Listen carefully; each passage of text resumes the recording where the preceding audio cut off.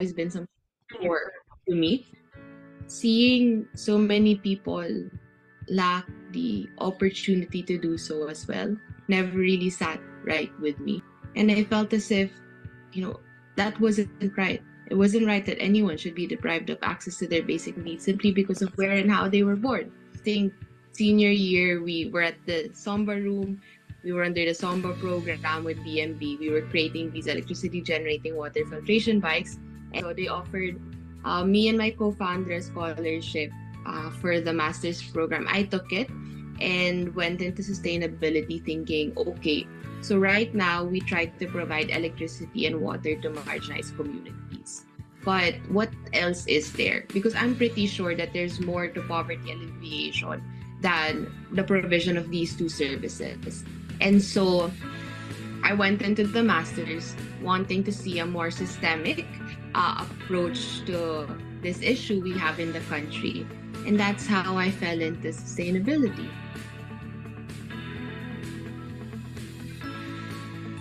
Don't fret too much about the titles, even the salary, or that linear, famous, or popular career trajectory. I jumped from JP Morgan, the biggest financial services firm in the world, into sustainability because I felt as if this was where my heart was.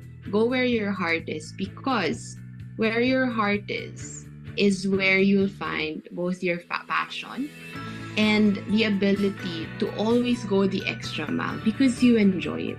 And anything that you enjoy, anything that you put 101% on, will reap fruit all the time. So trust in yourself, follow your passion and your deepest desires, and go always in search of what you can do to be of benefit to others. It's very Atenean, but it's true. At the end of the day, there's so much fulfillment, satisfaction, and also meaning in just knowing that the work that you do is for something and someone greater than yourself. It could be marginalized communities, it could be the country, it could be your family. But always, always look beyond yourself because that's also where you'll find the fuel to keep going. And lastly, enjoy the ride. It'll work itself out, I promise. Just go and enjoy the ride.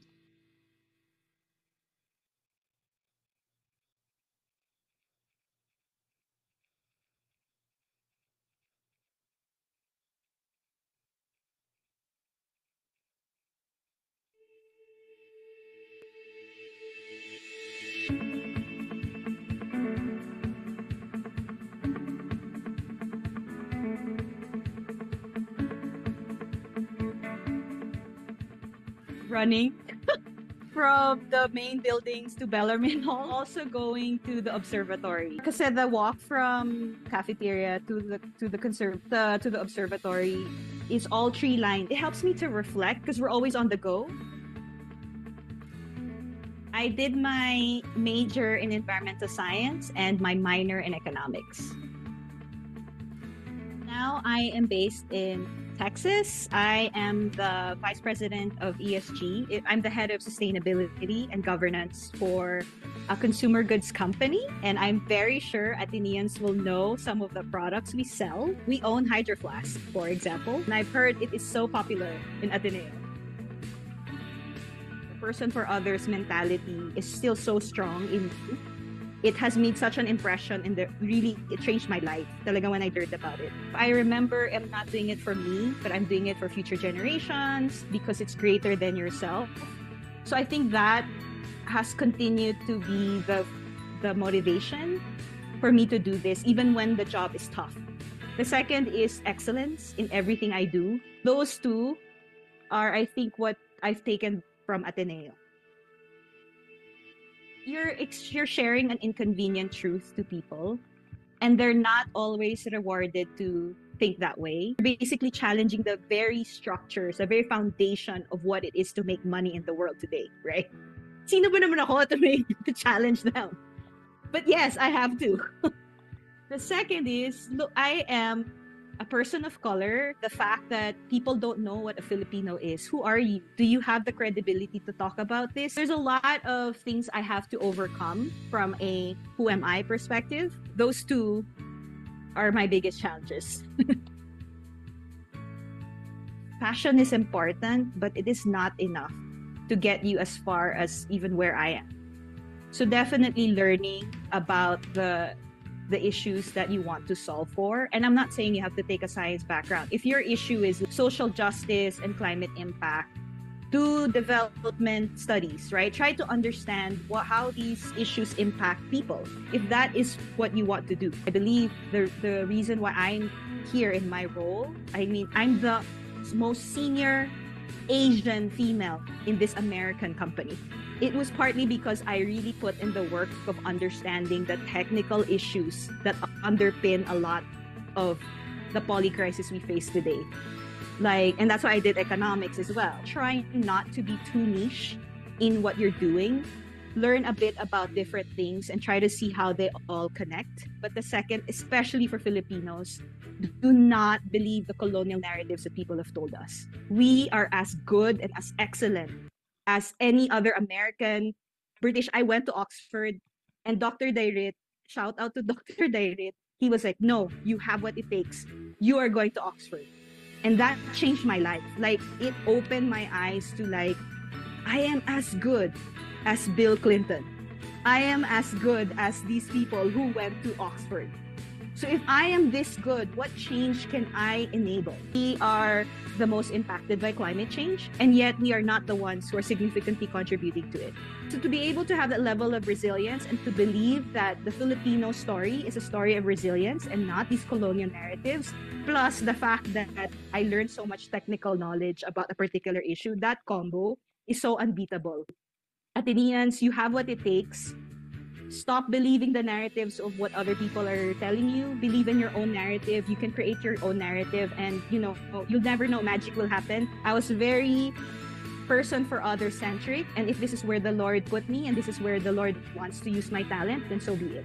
That mahabang advice ko, pero yun.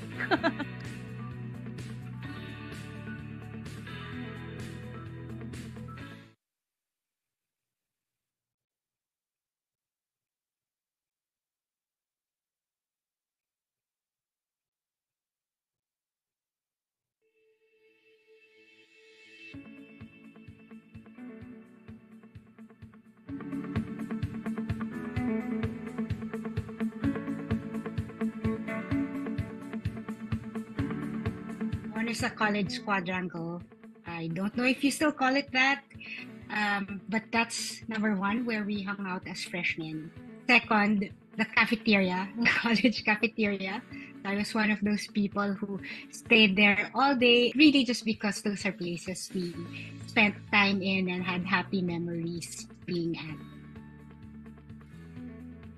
I'm BS MIS 1996. We were the first batch of MIS graduates. We didn't have a department of our own, but straddled the management engineering and computer science departments. The Worldwide Fund for Nature Philippines worked in a regional Asia-Pacific program that covered 25 different countries before coming back to the Philippines and taking on the CEO role in 2021. Also, I get privilege of visiting all of our project sites all over the country. It's very complex, talking about addressing biodiversity loss. We're talking about addressing the impacts of climate change, and at the same time transforming the systems that led us to the situation that we're at today. So it's really a wicked problem. I think fundamentally it's about people's relationship with nature and how that has been broken. We've forgotten in the way that we produce goods, the way we consume, the way we build out our cities, etc.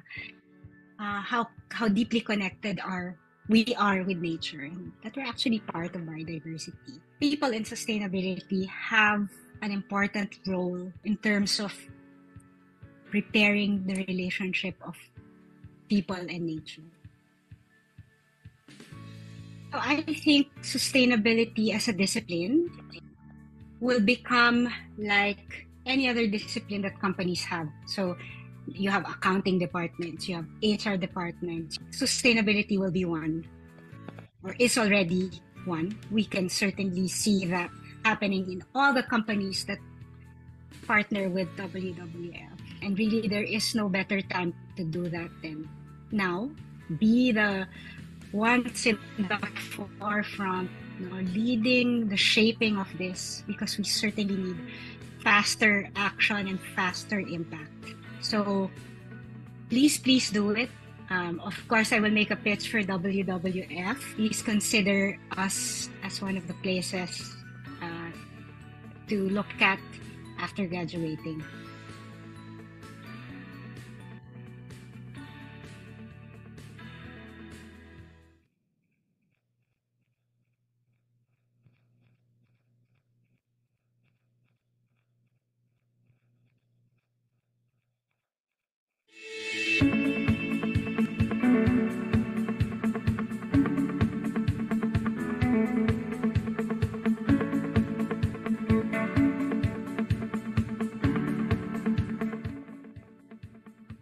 I finished management engineering in 1976. Today, I would say most of my work is with the Move as One coalition. In a nutshell, we work towards safe, accessible, and convenient public transport, walking, and cycling. Many of my peers decided to do something immediately in the business sector, but I decided I wanted to do something that was off the beaten track. And so I decided to go for graduate studies at that time in a field called city and regional planning. And so this is what I learned as a graduate student, how cities and regions are better organized to actually make them more inclusive and sustainable. I worked at the Department of Transportation, but what I realized then was that even within government, it's very difficult to change our environment because there are so many other factors that need modification. That's why I decided that I would work mainly with civil society to push for what I would call mindset change. We need to get more people involved in this area. It's a big challenge, but it needs multidisciplinary efforts, to try to see how you can find the best formula. It requires the efforts of many different people, many different hands, many different backgrounds. Whatever field you are in, there's a role for you in terms of the sustainability challenge, especially for transportation and mobility. The most important changes require push from many different areas, sectors, and fields.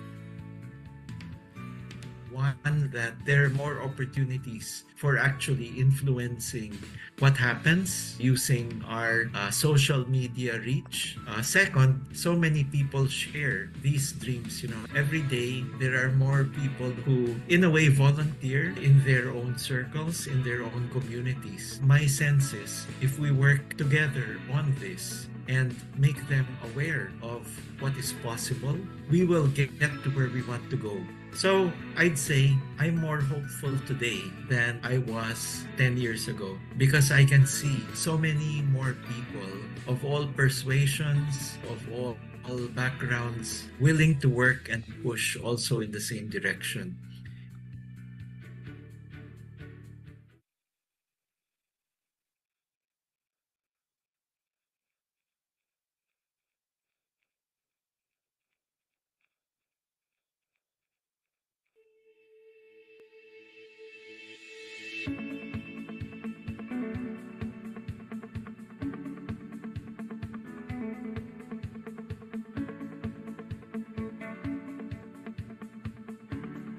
I've had several spots, I'd say, in Ateneo, but now that I'm much older, my most favorite spot is actually the Jesu.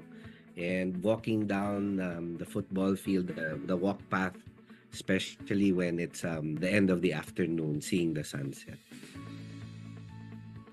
I finished in grade school 85, high school 89, college 93, and I took a certificate course in CEFAM for counseling in year 2000.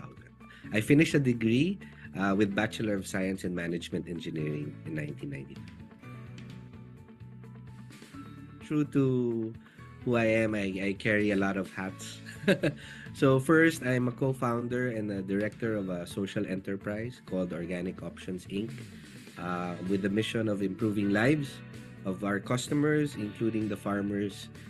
We advocate agroecological farming and good agribusiness practices that benefit our farmers.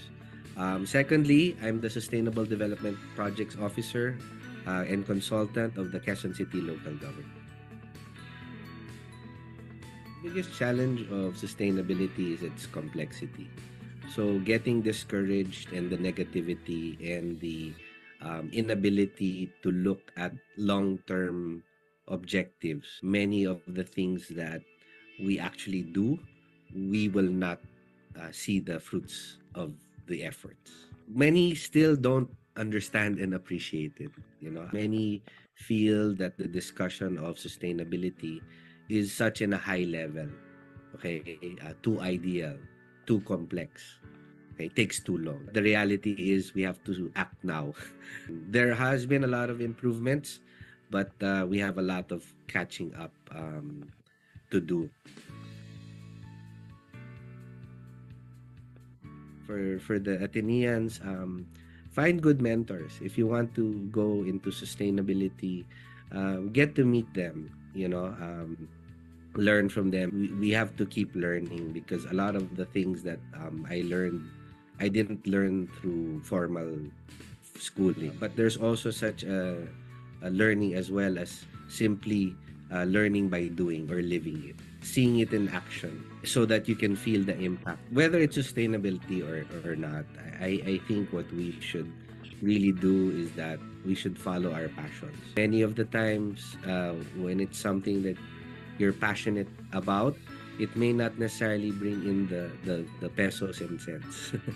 But you need to balance those, because part of sustainability is you have to sustain yourself, and your family. But going beyond that, once you've set that, then you can reach out and do more for your community, even your country. So as we've been taught by the Jesuit, do it for His glory, ad maiorem Dei gloria.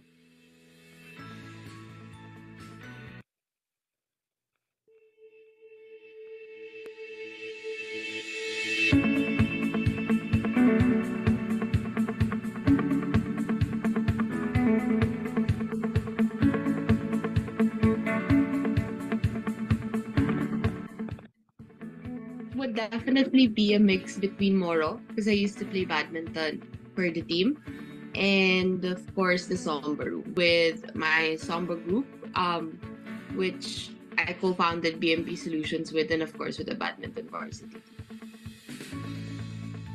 Took a bachelor's in management of applied chemistry in 2017, and then a master's in sustainability management in 2019. Currently, my day job is in Deloitte as a sustainability consultant, but I'm also taking up my master's in public policy here at the University of Oxford. When I was in my junior year of university, so I was taking a PS Math, my friends and I joined the case competition called the Hull Prize.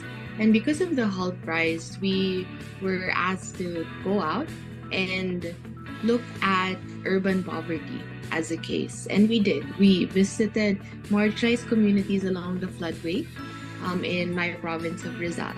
And it was December of 2015. I remember first entering the communities and seeing poverty, a lack of access to basic needs and services. I always was an athlete, as I told you guys earlier.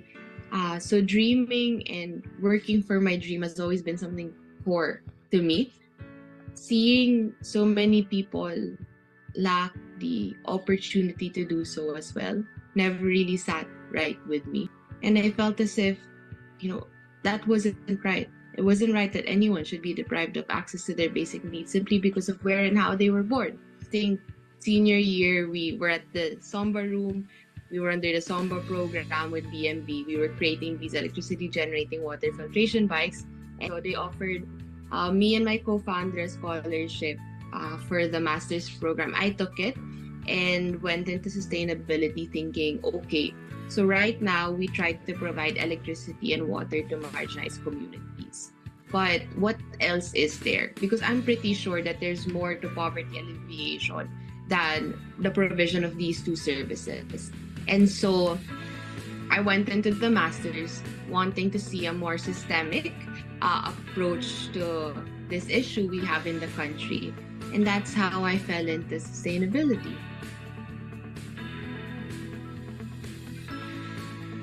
Don't fret too much about the titles, even the salary, or that linear, famous, or popular career trajectory. I jumped from JP Morgan, the biggest financial services firm in the world, into sustainability because I felt as if this was where my heart was. Go where your heart is, because where your heart is where you'll find both your passion and the ability to always go the extra mile because you enjoy it. And anything that you enjoy, anything that you put 101% on, will reap fruit all the time. So trust in yourself, follow your passion and your deepest desires, and go always in search of what you can do to be of benefit to others. It's very Atenean, but it's true. At the end of the day, there's so much fulfillment, satisfaction, and also meaning in just knowing that the work that you do is for something and someone greater than yourself. It could be marginalized communities, it could be the country, it could be your family. But always, always look beyond yourself, because that's also where you'll find the fuel to keep going. And lastly, enjoy the ride. It'll work itself out, I promise. Just go and enjoy the ride.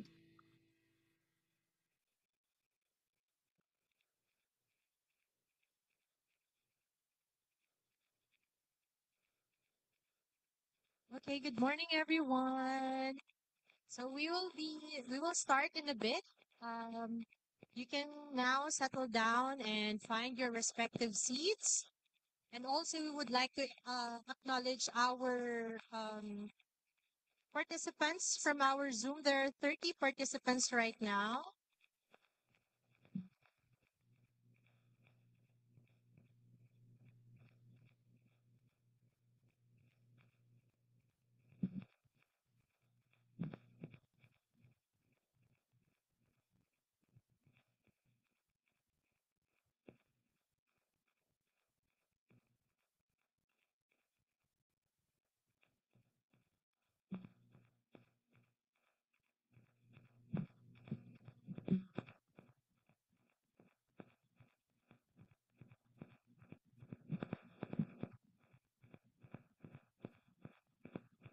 All right, thank you so much. Okay, so for this time, we have some reminders for our participants here. Uh, so number one, so let's try to keep our voice down while the speaker is talking as much as possible. Also, please remain seated for the entirety of the event. And lastly, kindly refrain from roaming around during the event to avoid disrupting our speakers. And we would like to acknowledge our 40 participants on our Zoom.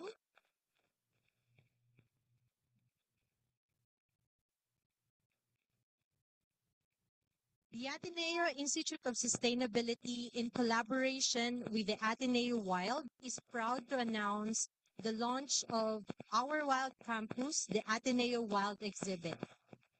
The exhibit is a collection of original illustrations by visual artist and alumna Patria Pia Regalario, which feature our campus Lepidoptera, butterflies and moths, wildflowers, resident birds, and native trees.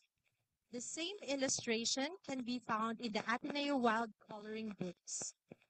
You can reserve your artwork in the link flashed on the screen, and you can also view the displayed artworks on the right side of our hall.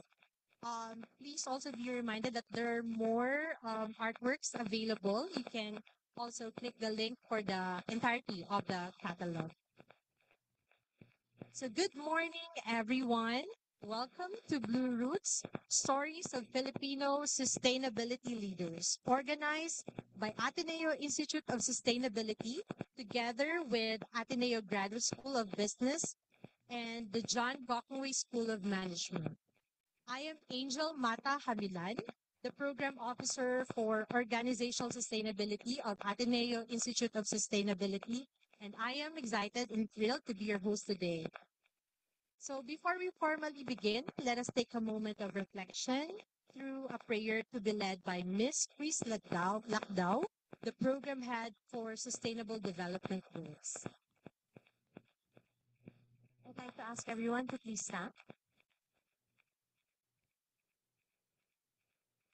I invite you to make the sign of your faith. For those who are Catholic, you may join me in saying Father, Son, Holy Spirit. The Shantideva's prayer. May I be a protector to those without protection, a leader to those who journey, a boat, a bridge, a passage to those desiring the shore of non-suffering. May the pain of every living creature be completely cleared away. May I be the doctor and the medicine, and may I be the nurse for all the sick beings until everyone is healed. Just like space and the great elements such as the earth, may always support the life of all many creatures, and until they pass away from pain, may also be the source of life for all the realms of varied beings that reach into the end of space. Saint Ignatius of Loyola, pray for us. Father, Son, Holy Spirit. All right, you may now take your seats. Okay, so as we wait for the others to arrive, I'd like to engage with our audience first. So, can I see a show of hands for those who are, let's say, well versed in sustainability? Anyone? I think Dale was raising his hand. No one? All right, thank you. And now, how about those who are just starting out? Anyone? No one as well.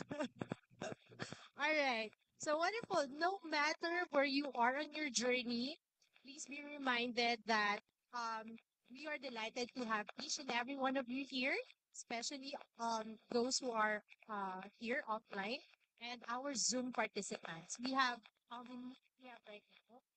We have 46 participants. All right. So just like you, I'm also eager to learn and contribute to today's discussion. So now to formally begin this event, let us all welcome Dr. Leland Joseph R. de la Cruz, the Assistant Vice President for Social and Environmental Engagement for Development and Sustainability, for his welcoming remarks. Let's give a hand for Mr. Leland. Thank you, Angel. Thank you all for being here. I like these kinds of gatherings where we get together to exchange stories and hear from our alumni. Our main speaker, Ephi Banaynal, has been a friend for so long. Student when we started out working in and I'm just glad we kept in touch. And it was because of Ephi that I realized that there are a lot of participants entering the sustainability space. Contacted me a couple of years ago. I forget when that was. Said that she was working for Microsoft on responsible resource.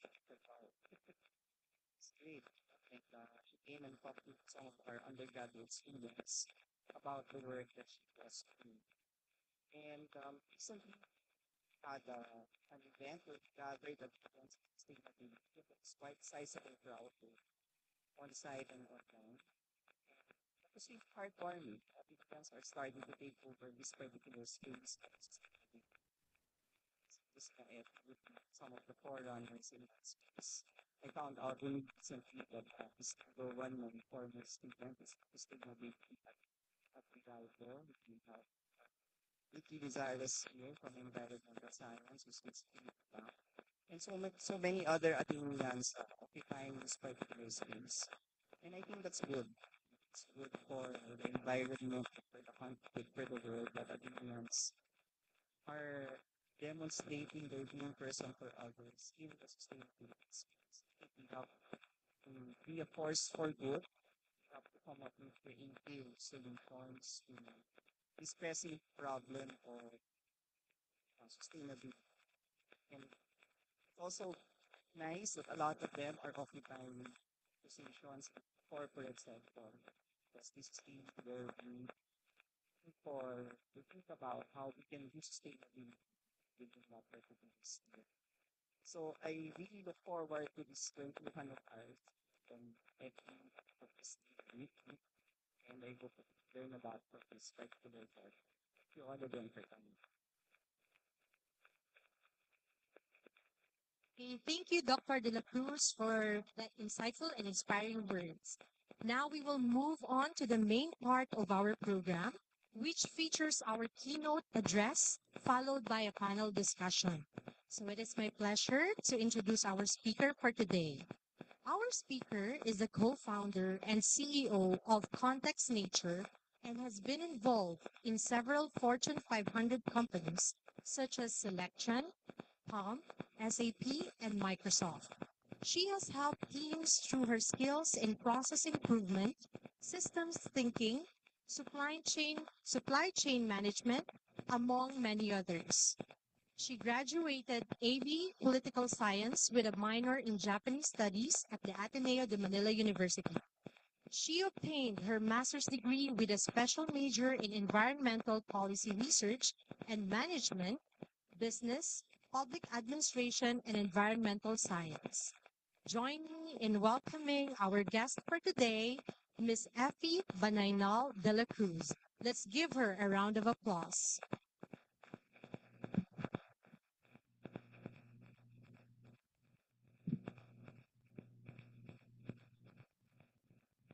Can you hear me? I think it's better.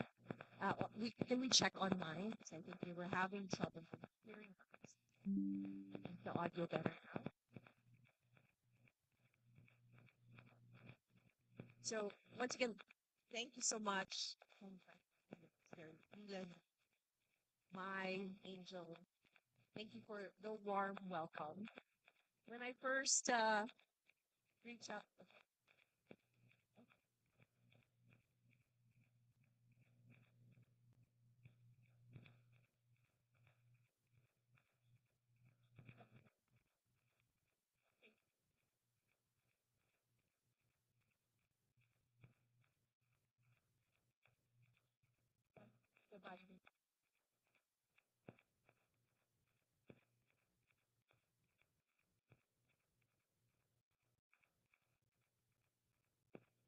can they hear me?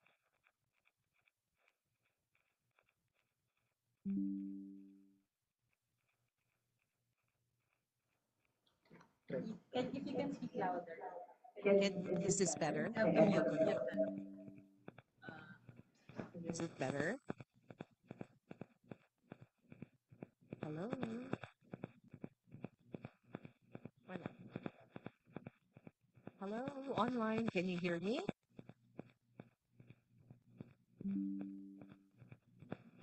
Is it clear? Okay, perfect. Perfect. You're welcome.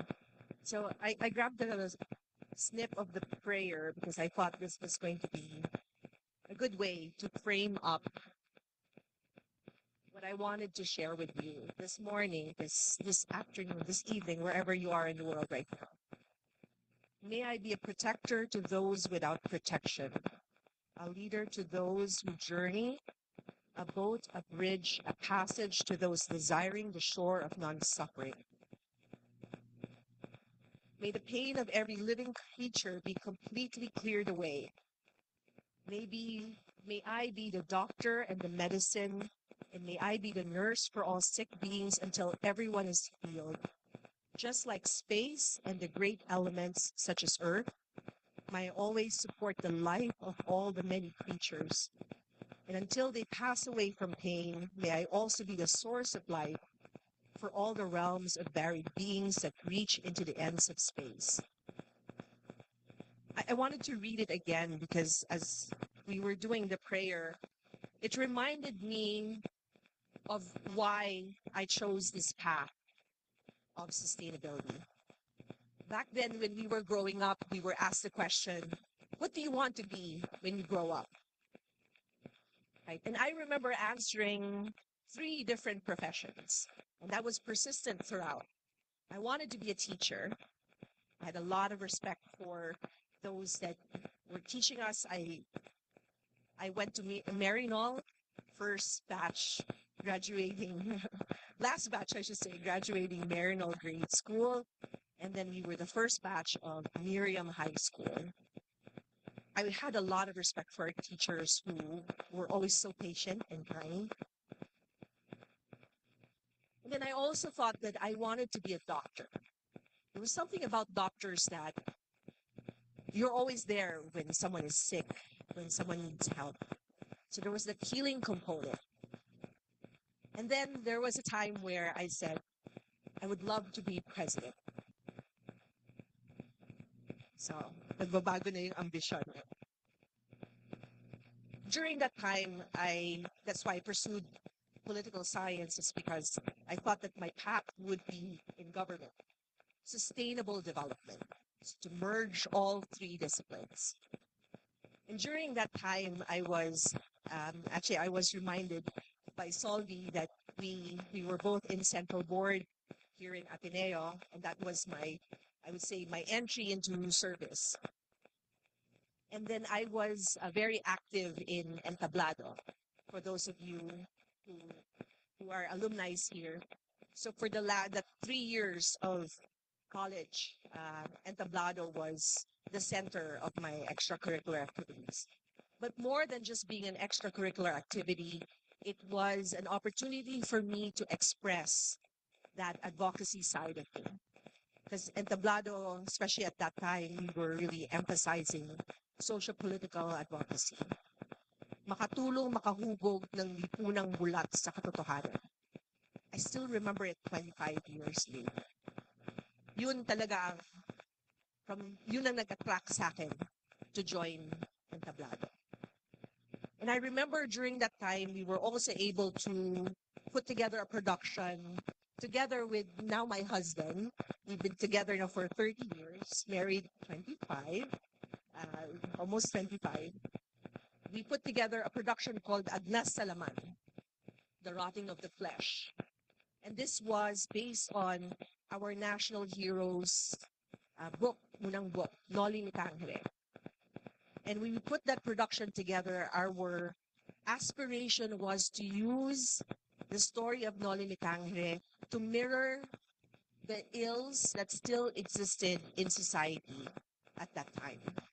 To be able to help make that connection once again with our roots, with our identity, with our purpose. That was one of the reasons why we put in all that time into building that production. And then eventually that became a required play to be watched by Miriam, my other alma mater. In fact, my good friend Elise Saberon, who I've known since kindergarten, my best friend, she's here. She was also part of that production, even if she was actually from UP. But we were able to bring so many different talented and also passionate for the cause people to join us, even if they were not going here sa Ateneo. I tell this story because that was really because of the roots that we have here also as the theme, right? The roots of Ateneo. Ateneo also gifted me the blessing of education. I'm an Ateneo scholar, as they would say. And because of that, I stand here humbled in front of all of you, sharing my journey as a sustainability professional. When I came to the US, I was given a USAID scholarship to pursue my master's degree in environmental policy and management. In fact, that was the first attempt to put together a sustainability management program because it didn't exist at that time. So this was, again, I'm dating myself, 25 years ago, 1999. And I was fortunate enough to go through the University of California and California State University system, where I met so many talented people who were so generous of their time, talent, and knowledge, who had so much purpose that it inspired me every day to figure out how can I also give back. I was so overwhelmed with all of the blessings from Ateneo, from uh, going to the States and getting my master's degree. I was also given the opportunity to work at Lawrence Livermore National Lab as part of my program. And that's where I met a lot of scientists who opened my eyes into how can we really use data and science to make sure that people understand the impact that we make, not just on everyday life, but on the planet. My project back then was groundwater aquifer discharge. I had to follow the super fun site was super fun site, and I had to follow the plumes of where the pollution was. They had to immerse me in GIS, geographical information systems. As a political science major, this was something that, okay, very different, but I truly enjoyed it. And then they gave me the opportunity to learn how to do environmental impact assessments, so EIAs. So I was really grilled into that side of the world. And I realized I like to do auditing pala. I like to do assessment. I remained curious. So my background in sustainability really started from there. Science, engineering, process. And then I had the opportunity also to contribute to the work in Sacramento in California on the first energy policies. And once again, I was looking at, okay, this is my roots on policy. Mahirap pala talaga yan. Kahit saang part ng world, the debates that occur when you're coming up with policies, there's always compromises. And I had to reconcile with myself, okay, is this something that I would be able to live with, that would sit with me? Syempre, the answer was no. I was on my way home after the program when, once again, I feel that there's a divine intervention that I was able to get a job. In fact, I just accompanied my friend to a job fair with no intention of applying. And I was asked, we have a quality engineering role. Would you be interested? Sabi ko, political science. Okay, I did sciences, environmental science. Sabi ko, I don't have that background, but I'm very curious about process. Will you give me the opportunity to do environmental management systems? Because it was a manufacturing plant that was Selectron. And they said at that time, the jobs were hot. Like they were looking for people. I said, okay, I'll give it a try. 6 years later, I worked in manufacturing. I started as a quality engineer. Then I started to run regulatory, the environment management system. That was my foundation, really, into sustainability. We did not call it sustainability. We called it process efficiency. We looked at it as, where do we reduce waste? How do we make sure we understand the aspects, meaning the things that we do, activities within the organization, and how do we impact the environment? That's an EMS, that's an environmental management system. We didn't have to call it sustainability. It was easier to call it back then as good business, saving money. I noticed when we started to call it sustainability, all of a sudden it had to be a separate department. It had to be a cost that we did not want to spend. And sustainability managers, sustainability leaders had so much difficulty convincing their management team to invest. Why is that? So I always go back to my roots. When I talk about this topic, I try to refrain from using the term sustainability because it isolates people. They think it's something just compliant, or because you love the trees, you love the environment, or because you're Atenean. Diba? When we start to consider the language that we use to unintentionally alienate or isolate other people, we're not able to achieve what we need to achieve. So in those early days at selection, I focused my advocacy on how do we reduce waste? How do we educate the people to care about the quality of the work that they do, which still means reducing waste? How do we make sure that anything that we put outside into the environment is cleaner than how we took it in? That was still doing the environmental management system, that was preventing us from getting fines or being non-compliant. It doesn't matter if they have the same belief system as you. You can find a way to bring them along the journey. But here's the reality. Once you go about that, you start to tell people that this is about protecting us. Then all of a sudden they get it. It's not just sustainability because there are people who advocate for sustainability, but then you can bring people to the fold, people who maybe just start to care about themselves, their families. Clean water, clean air, healthy. Those are the words that I used at the factory. And then you start to introduce, oh, by the way, sustainability means this. Then they start to understand.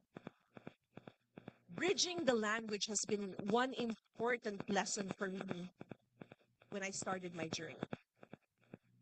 We have our own unconscious bias about how to talk about sustainability that we're very passionate about. Dito sa Ateneo, we say men and women for others. That encapsulates service. Some people may understand that, some people may not. But how can we accomplish things together? We have to bring them along. I always say I have never achieved anything alone. It has always been with someone who believed, someone that you are willing to bring beside you. And this is not just the leaders like in selection that I had to bring along. I slept at the factory, not just swing shift, including graveyard, because I needed to meet everybody. I needed to understand deeply what that mattered to them, what had meaning for them. And then I realized we are not so different after all. That's how we transformed the environmental management system back at Selection. And I remember they were so proud of what we accomplished. It was no longer just me trying to convince everybody. They were stepping in front. They were leading. And all of a sudden, change occurred. In manufacturing, we adopted the Toyota production system, Lean, Kaizen, for those of you who are familiar. Kaizen, continuous improvement. Lean manufacturing, you always talk about, again, reducing waste. And then I actually went through Six Sigma. I was a black belt at that time. Again, I never called it sustainability. Process improvement. It was the beginning of how I realized this is how I can help transform any type of work that I do. I just have to stay humble, listen, don't assume. Find the common language. So I think as sustainability leaders, that is perhaps the best tool in our toolbox. At least that was for me, and it still is.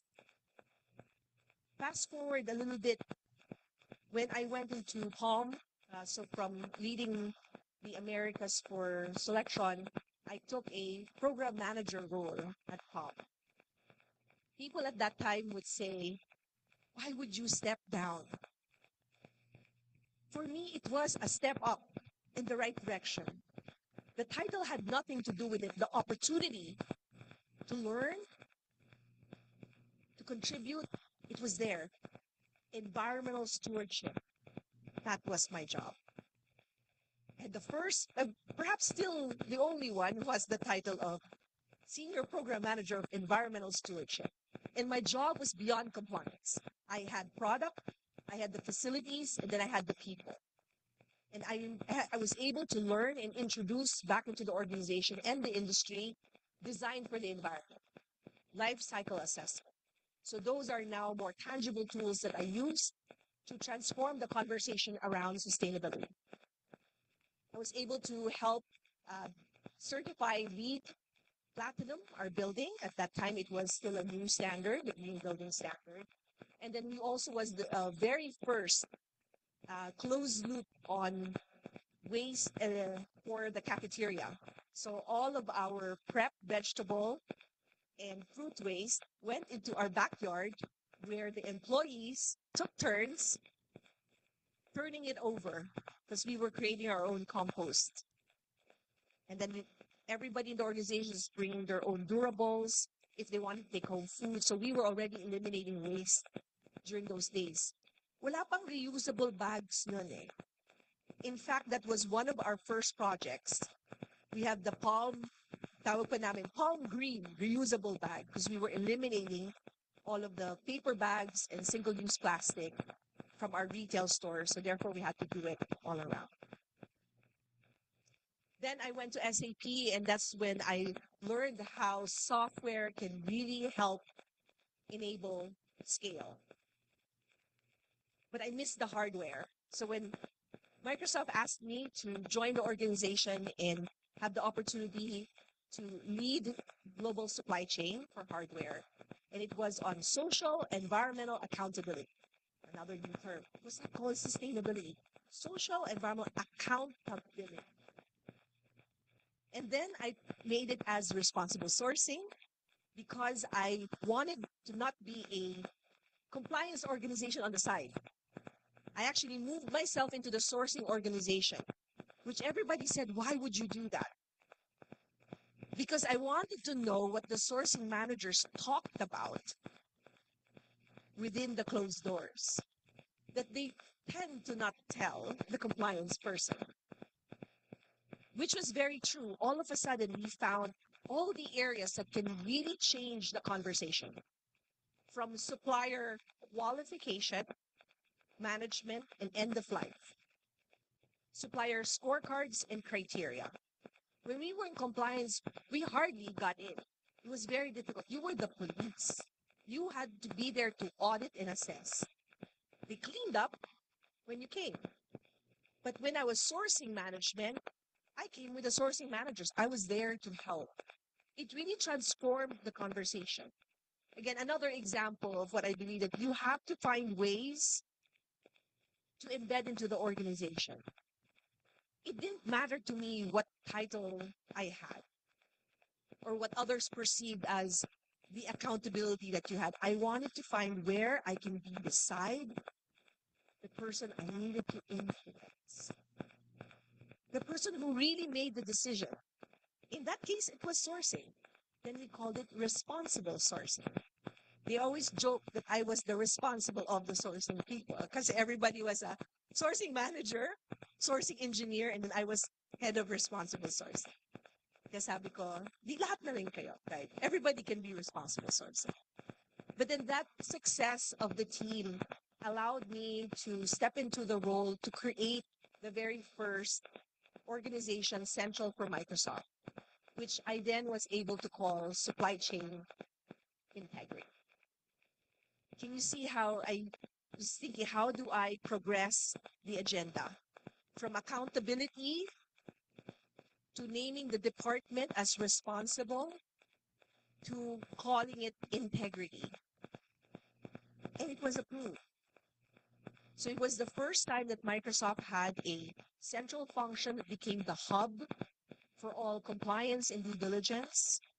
And I said more than compliance because it was about integrity. We had the values of respect, accountability, and integrity. So that's what we embodied in our program. So fast forward, after 10 years at Microsoft, I decided to build my first own venture, which is Context Nature. And the reason I started Context Nature was very simple in my mind. Two reasons. I wanted to generate jobs, not just anywhere, but here. 25 years, I wanted to come home.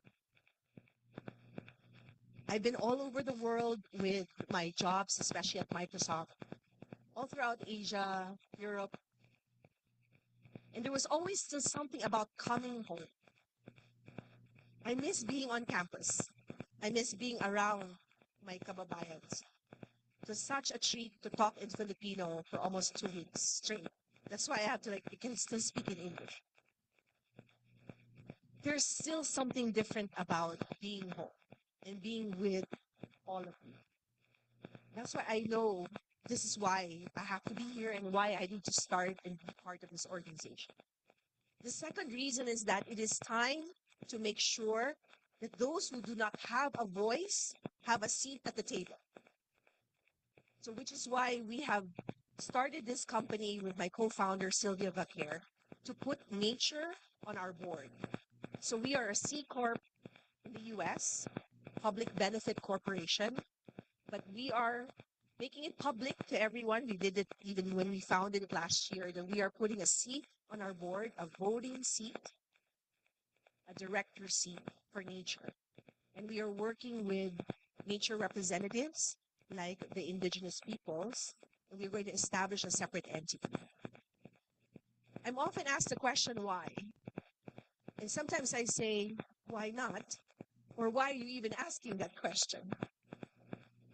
I think this whole time, I feel like we lost sight that we are part of nature. We are only one of the species on this planet. And with everything that's happening with climate change, I think we also forgot, because we are comfortable, that those that are most affected are those that oftentimes don't have the voice in the room. And that's why I wanted to read again the prayer, because it really grounds me every day. I'm trying not to show too much emotion, but this is really near and dear to me. Sinabi ko sa inyo, scholar ako sa Ateneo. If Ateneo did not give me that opportunity, I would not. I consider myself blessed. So if there's any way that I can give back, that is what I would do. And now I ask you to continue in your own advocacy and join me, or join all of us here, to make sure that we can do everything that we within our capacity to give voice to those who cannot speak for themselves, including nature. Nature has given so much to us. It's the air, water, food that we eat, food that nourishes us, air that we breathe, water that we drink. But we have forgotten that we have taken so much. It's time for us to assume back the role as stewards and to care, not because we are on top of nature, but because we are nature.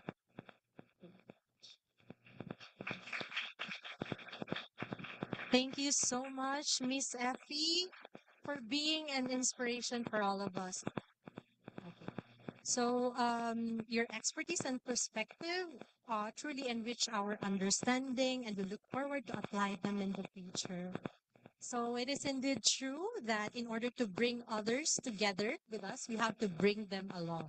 So, for the meantime, before we move on to our Q&A session, we're giving you a 10-minute break. So, feel free to grab a cup of coffee and a light snack that you can find at the right part of our hall.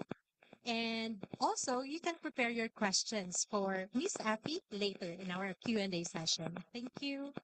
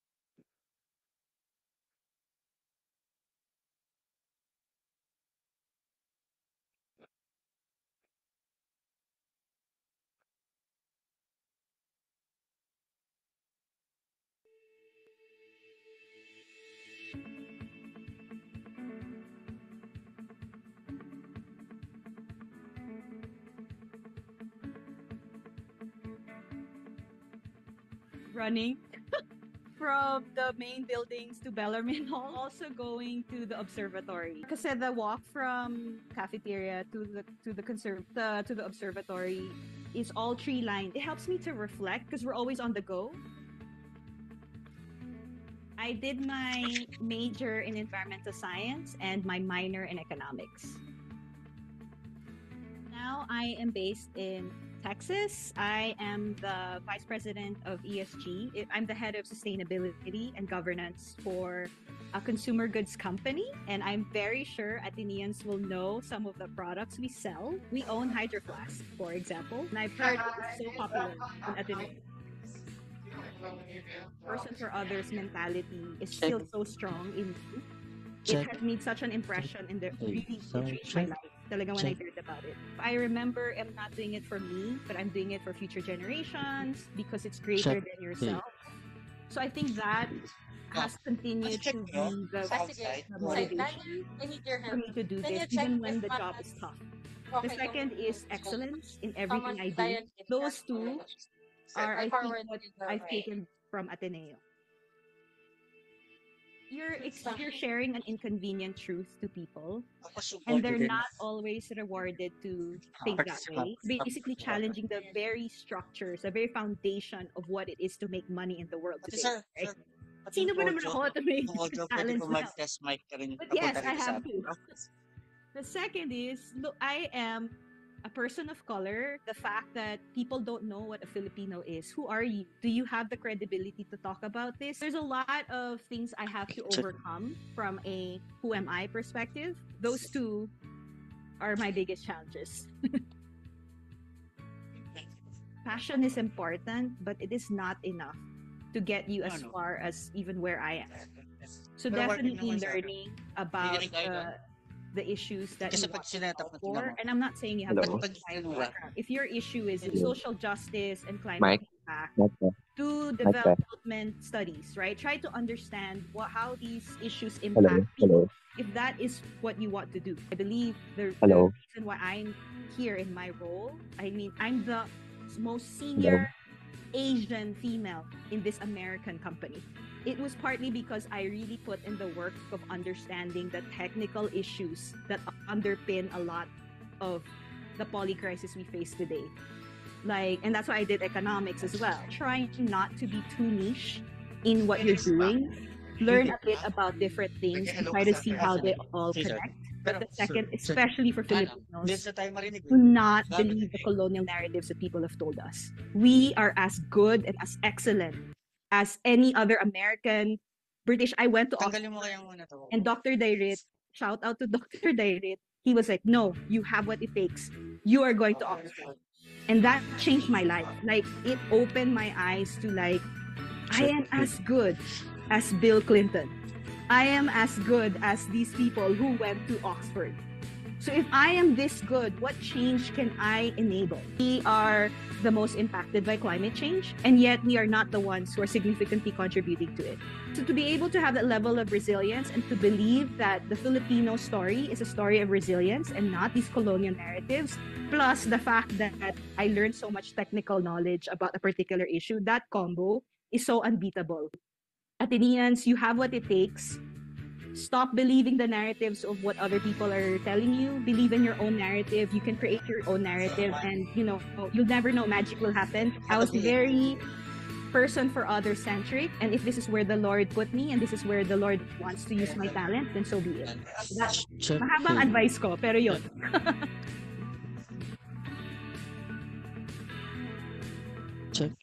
Check yun. Okay, sound check.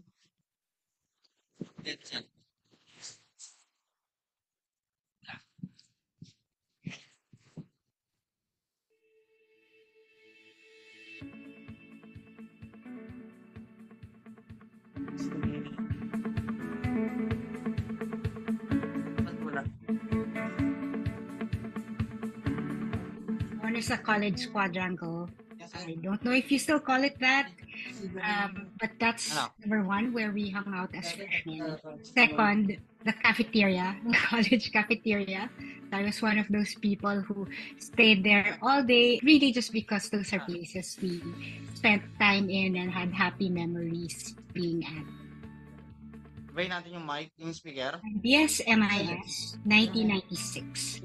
We were the first batch of MIS graduates. We didn't have a department of our own that straddled the management engineering and computer science departments. The Worldwide Fund for Nature Philippines worked in a regional Asia Pacific program that covered 25 different countries before coming back to the Sound Philippines, check. taking on the Check. Hey. Check. 2021. Also, I get privilege of visiting all of our Check, hey, project sites check. all over the country. It's very complex talking about addressing biodiversity loss. We're talking about addressing the impacts of climate change and at the same time transforming the systems that led us to the situation that we're in. Okay. Sound check. So it's really a Check, wicked hey. problem. I think Check. fundamentally it's about people's relationship with Check, nature hey. and how that has been broken. We've forgotten in the way that we produce goods, the way we consume, the way we build out our cities, etc. How deeply connected we are with nature, and that we're actually part of biodiversity. People in sustainability have an Check, important role in terms of repairing the relationship of people and nature. Check. Hey. So I think sustainability as a discipline will become like any other discipline that companies have. So you have accounting departments, you have HR departments. Sustainability will be one, or is already one. We can certainly see that happening in all the companies that partner with WWF. And really, there is no better time to do that than now. Be the ones in the forefront, leading the shaping of this, because we certainly need faster action and Okay. faster Sound impact. check. So please do it. Of course, I will make a pitch for WWF. Please consider us as one of the places to look at after graduating. Ito sir, dalawang microphone gagamitin ko.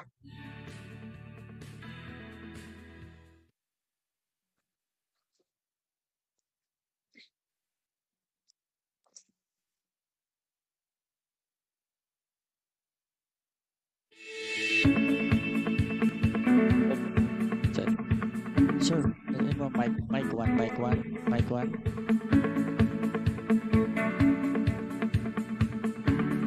Check. Mic one. I finished management engineering in 1976. Today, I would say most of my work is with the Move as One coalition. In a nutshell, we work towards safe, accessible, and convenient public transport, walking, and cycling. Many of my peers decided to do something Check. Hey. immediately in Mic like one, the check. business Mic sector, one. but I decided I wanted to Hello, do sir. something that was off the beaten track. And so I decided to go for graduate studies at that time in a field called city and regional planning. And so this is what I Mic na learned sabay. as Okay. a graduate student, how cities and Sound check. regions are Two. better Check. organized Mic two. to actually make them more inclusive and sustainable. I worked at the Department of Transportation, but what I realized then was that even within government, it's very difficult to change our environment because there are so many other factors that need modification. That's why I decided that I would work mainly with civil society to push for what I would call mindset change. We need to get more people involved in this area. It's a big challenge, but it needs multidisciplinary efforts, to try to see how you can find the best formula. It requires the efforts of many different people, many different hands, many different backgrounds. Whatever field you are in, there's a role for you in terms of the sustainability challenge, especially for transportation and mobility. The most important changes require push from many different areas, sectors, and fields. One, that there are more opportunities for actually influencing what happens using our social media reach. Second, so many people share these dreams. Every day there are more people who, in a way, volunteer in their own circles, in their own communities. My sense is if we work together on this and make them aware of what is possible, we will get to where we want to go. So I'd say I'm more hopeful today than I was 10 years ago because I can see so many more people of all persuasions, of all backgrounds, willing to work and push also in the same direction.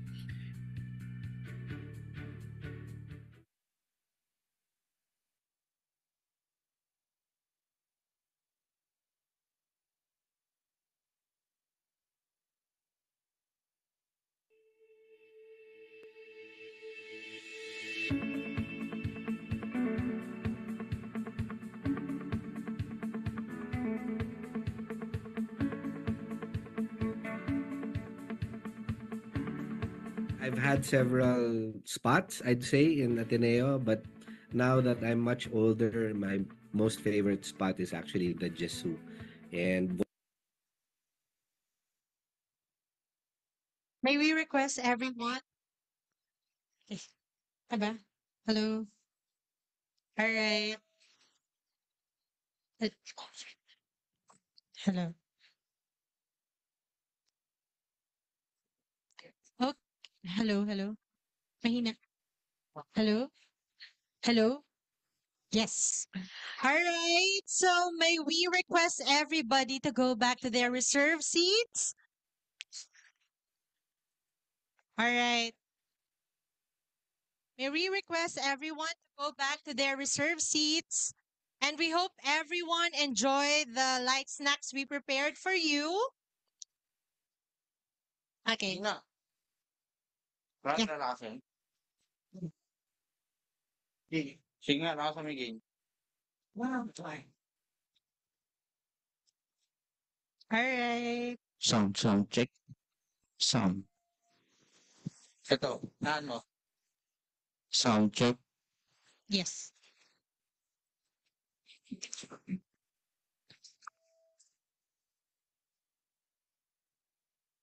All right. Okay, so may we request everybody to go back to their reserve seats? And we hope everyone enjoy the light snacks we prepared for you. And we hope that you also prepared your questions for our speakers. So before we move on to our Q&A question session, let us first proceed to the introduction of our another two panelists. So at this juncture, we will have a panel sharing with a group of professionals who will talk about their perspectives and experiences as sustainability practitioners. So please join me in welcoming our panelists. Our first panelist currently heads the sustainability program team at Manila Electric Company, or Meralco, where she drives cross-functional collaborations and ensures advancement of the company's key sustainability initiatives. She oversees a wide array of transformative programs such as electrifying Meralco's vehicle fleet driving resource conservation and efficiency across the company's facilities, and championing diversity and inclusion throughout the organization and its subsidiaries. With over 10 years of experience in corporate strategy and planning across various industries, including retail, distribution, and technology, she brings a wealth of knowledge and expertise to her current role. She holds a Master of International Business degree from Holt International Business School in San Francisco, California, and also recently completed the Management Development Program at the Asian Institute of Management. Additionally, she earned a double major in Development Studies and Economics from Ateneo de Manila University. Let us all welcome Miss Christine Ruan.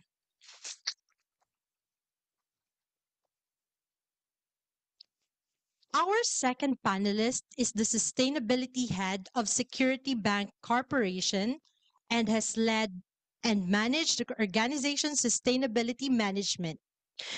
She is a catalyst of change and advocate for earth stewardship and community involvement. In addition to her professional role, she is a writer, an educator, an ecologist, and women empowerment advocate. Holding a master's degree in education for sustainability from James Cook University, she teaches Introduction to Sustainable Finance at Ateneo Center for Continuing Education, sharing her knowledge on integrating ESG or environmental, social, and governance factors into financial decision making and risk management. She is passionate about mentoring and inspiring young leaders, especially women, to pursue careers and initiatives that contribute to a more sustainable and equitable world. Let us all welcome Miss Nikki Lizares. So, if you have questions prepared for our panelists, please feel free uh, to raise your hand and ask the questions. And also for our participants online, you can also ask your questions. So the first, Miss Effie will be joining on the third. Yeah. Okay. So for the first question for Miss Nikki and Miss Christine, um, tell us about your journey as sustainability practitioners. Me? Oh gosh, I don't even know where to start. Um, I guess what I want to share is I really grew up also very close to nature. So I'm from the province. I grew up in Negros Island. It's like the sock-shaped island in the south in Visayas. And growing up, I my family started getting involved in conservation. So I was 7 years old when my dad and some of my uncles, they were scuba divers. And in the beginning, they were spearfishers. Right, so their introduction to the ocean was really for spearfishing, which is like a sport, really like it's like hunting, like game hunting, but because they would really like try to look for like big fish, not so much for they would eat the fish, but it was really more a sport for them.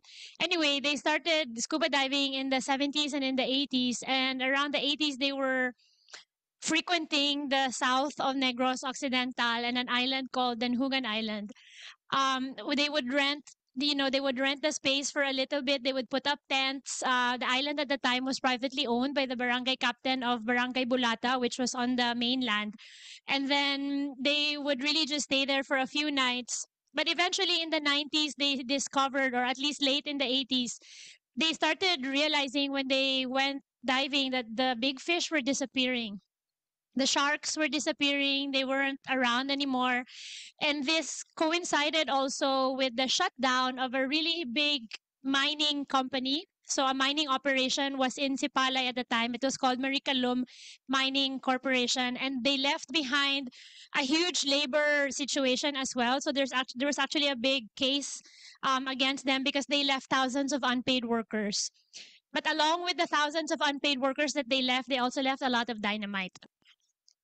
So the people in the community they had no jobs suddenly, and there were a lot of them. Most of them grew up with fishing families. They started using the dynamite naturally on the fish, right? So on the corals. So in a span of less than 10 years, almost all of the coral cover in this part of the Philippines disappeared. And this was also the reason for the big fish starting to disappear. So this group of friends, they put two and two together and they said, you know, maybe we should do something to try and protect. So for them, it was also the reason in the beginning was they wanted to protect something that they really love to do. They wanted to be able to keep visiting this reef for years to come. And they pulled together, they decided to borrow some money. They created an organization that would eventually take over, not take over, but help to manage and protect the island. So that was my first exposure. um, I wanted to be a marine biologist up until I was 12 years old, I think. And then when I got into high school, I started being more involved in student service, so student government. And I discovered that there was such a thing as environmental law. So I said, oh, maybe I can become an environmental lawyer and I can actually help to protect not just the environment but also the people, especially the people in the communities that were, you know, affected as well by what was happening, this abuse of not just the dynamite fishing, which was a destructive form, but maybe people didn't know better. But growing up, really watching the conservation of Danhugan Island, I also realized that there were a lot of the Philippines had a lot of really good environmental laws, but they were not implemented very well. And the people who actually are impacted by them didn't have a voice. So I said this was really where I wanted to go. Um, so when I applied to universities, it was with the thought that I would eventually go on to law school. But Ateneo had environmental science, which was the only place aside from UP at the time that had it. And I remember on our freshman orientation, I was sitting with my parents and they said, why are there so few people? I was like, few? This is a lot already. You're going to be eight. You're going to be eight environmental science majors. So my parents were shaking their heads like, what are you getting yourself into? Like, what are you going to do? It's like, well, I have a plan. I'm going to be a lawyer after. But so there were eight of us who graduated environmental science. But then I think after I graduated, I took some time off to study for getting into law school. And when I did it, by doing in that time off, I actually went to Cambodia as well. I volunteered for another expedition, doing also marine surveys. And when I was there, really helping. So the group was called Coral Key Conservation, and I spent about 2 months on a remote island with it was really, you know, the conditions were really super basic. There was no electricity, there wasn't even really clean sanitation. So but during that time I also said that, you know, I'm not so sure, so I started questioning my path as well. And then I discovered that when I wanted to go to law school, I would have to go through all of the other subjects and not just the environmental law aspects. I said, I don't think I'm going to survive tax or corporate law. So I started looking at other options. Long story short, I ended up at a company in Ortigas that was actually doing waste to energy. So they had pig farms. So suddenly I was visiting pig farms in Pampanga and in the north of Manila in Bulacan, studying what their systems were like and working with the United Nations to really create these documents for carbon credit. So that was my introduction into the, I guess, climate space. But after a year of doing this, I think I was called back to Negros again. There was an opening to become an education officer for the NGO that my family was helping to run. And I said, maybe this is really what my calling is. I really love being with the community, being with children, being with the youth. So for 3 years, I actually spent going back and forth on the island. We worked with the Department of Education. At that time, K to 12 was a very new thing. And we were trying to campaign to make climate awareness and also conservation education part of the official curriculum, but if you know the system, I don't think I have to tell anyone here because most of us are familiar with academe and the educational system of the Philippines. It was very difficult to try and get that into, try to get our special nature immersion protocol and curriculum into the official one. So what we did instead was we worked with schools along the coastline of Negros Island and the Department of Education to train teachers as well as youth from, they were either in grade school going to high school or high school moving to university, because we felt or we believed that this was also some formative years where they could start to decide, is there a future in conservation or actually doing things? So again, at this point, there was no sustainability word kind of involved, right? It was really different aspects of different things. But after that, after those 3 years, the program was up. It moved to another phase, and I said, okay, now I think I want to do a master's in education because I want to learn. I want to learn how to actually make an impact that will, or how can I get into that space where I can contribute to the educational, the whole educational ecosystem of the Philippines, because I believe that conservation and climate awareness was something very important and not just something that we learned in college or even after college. It had to be taught from the very beginning. So I did that, and while I was doing it, I started to help also support myself. I was doing both my masters. It was distance education at that time, and I think it was one of the first um programs where my school is in Australia, but I actually have never been to Australia. I've never been, I've never stepped foot. So I graduated with my educational masters there. But during this time, I was working for a multinational corporate, and this is where the sustainability space kind of started to emerge, I guess, in my life as well. I worked for a company that was doing ratings of publicly listed companies all around the world. So I started seeing how the private sector, which to my mind at the time was also, these are the guys that we really need to kind of influence and convince, because they're the ones that we need to call into account to be responsible for what's happening to the planet, right? The ecological crisis. So I said, oh, maybe that's another path as well. So I started doing that, and eventually I moved into another company that was a professional services. Basically, they were a law firm. um they were the top climate lawyers in the world, but at the time I was hired because they needed somebody to help them walk the talk. So basically my job was to set up an environmental management program across all the different offices of this law firm around the world.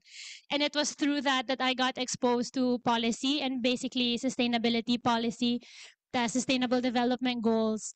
In my time there, I helped the company to create their first climate target. So they now have a carbon neutral and a carbon and a net zero target, which is, really, if you come back here to the Philippines and you start talking to people about this, you lose them in about 5 seconds. They're like, I have no idea what you're talking about. So it was during this time that I was exposed to different, I guess, places, markets. We had an office in Myanmar, which didn't even have a solid waste management program nationally. How was I supposed to tell them that now in this tiny office that you have for 20 people, you are required to segregate your waste, and you will be scored against it, and this score would affect your own standing in the global ratings of the company. I said that's not fair. So I started thinking also, okay, if this is the problem that these other smaller offices are having, I wonder how the Philippines as a country and even our Philippine branches were kind of dealing with this. For me, it felt like a global impetus to, you need to do things this way, right? We all suddenly need to stop supporting. For example, one of the things, because I'm now in the banking space, so one of the things I always get called out on is my bank still funds companies who are doing coal generation plants, right?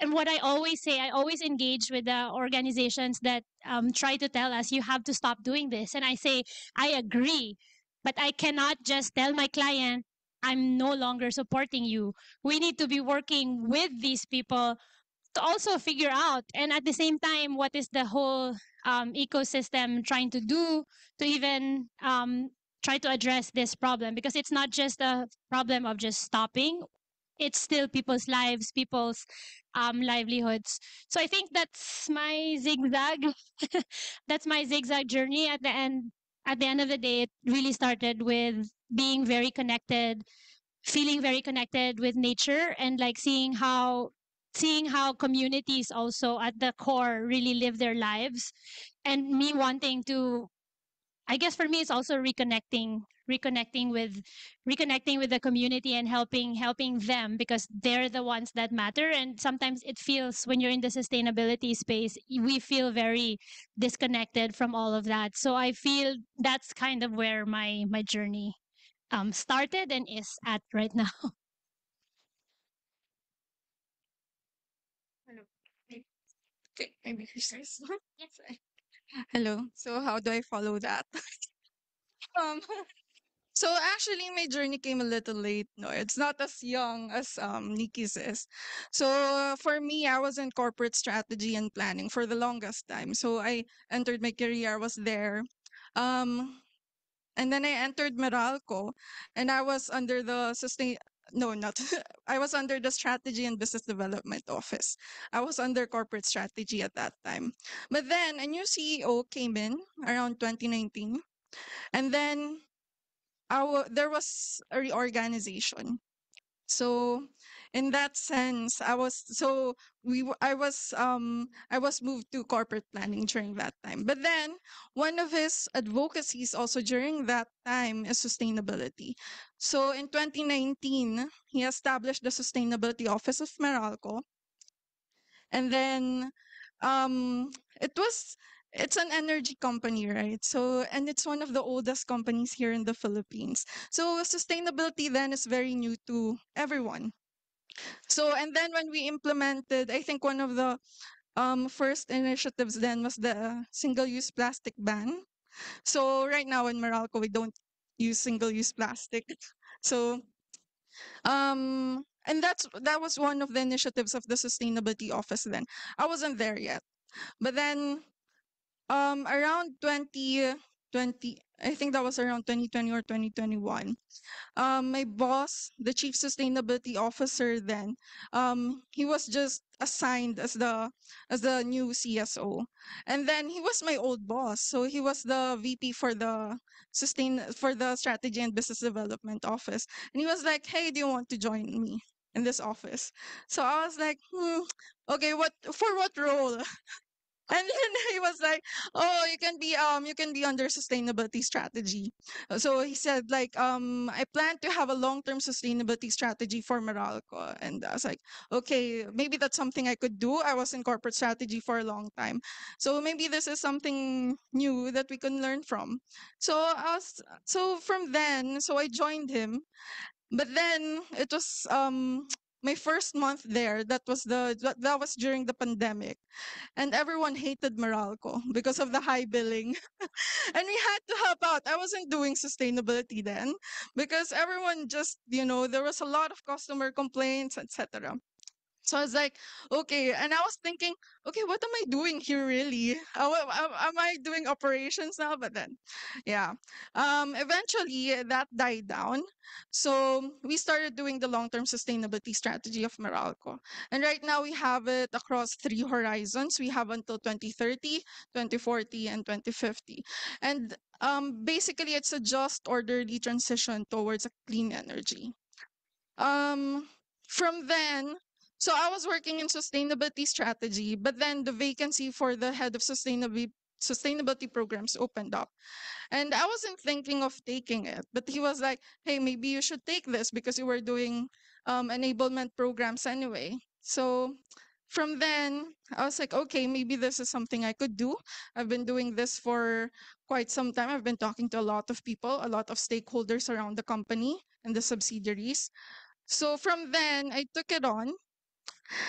Um, and again, as a traditional company doing sustainability for the first time, it's quite a challenge because everyone is already stuck with the way of doing things, but there would be some people advocating for it. So from then, I've been the I've been head of the sustainability programs for since 2022, and so it's around 2 years now. And actually, I find it quite fun because in sustainability, compared to strategy is a long-term implementation of initiatives, of plans, etc. It will take a while before you see the fruits of your labor, per se. But then in sustainability programs, you see it in 1 year, 2 years. You're working towards a long-term goal, and somehow that's more fulfilling for me. So I guess that's yeah, that's that was my journey for in regards to sustainability, and where am I right now? All right. Thank you, Miss Christine and Miss Nikki. So it's indeed true that we all have our own stories of how we started, um, how we started our sustainability journey. So now let's move on to the next question. So the next question would be, how do you think your journey in sustainability differ or align with the story of Miss Effie? Okay. Sige, I'll go first this time. I guess for me, because I started out in corporate, so I guess that's quite similar. I didn't, and keep jumping also. Like, what am I gonna do? I had I had a degree in development studies, and I was also thinking of being a lawyer, and but then I was like, maybe that's not something I could do. That's a lot of gray areas.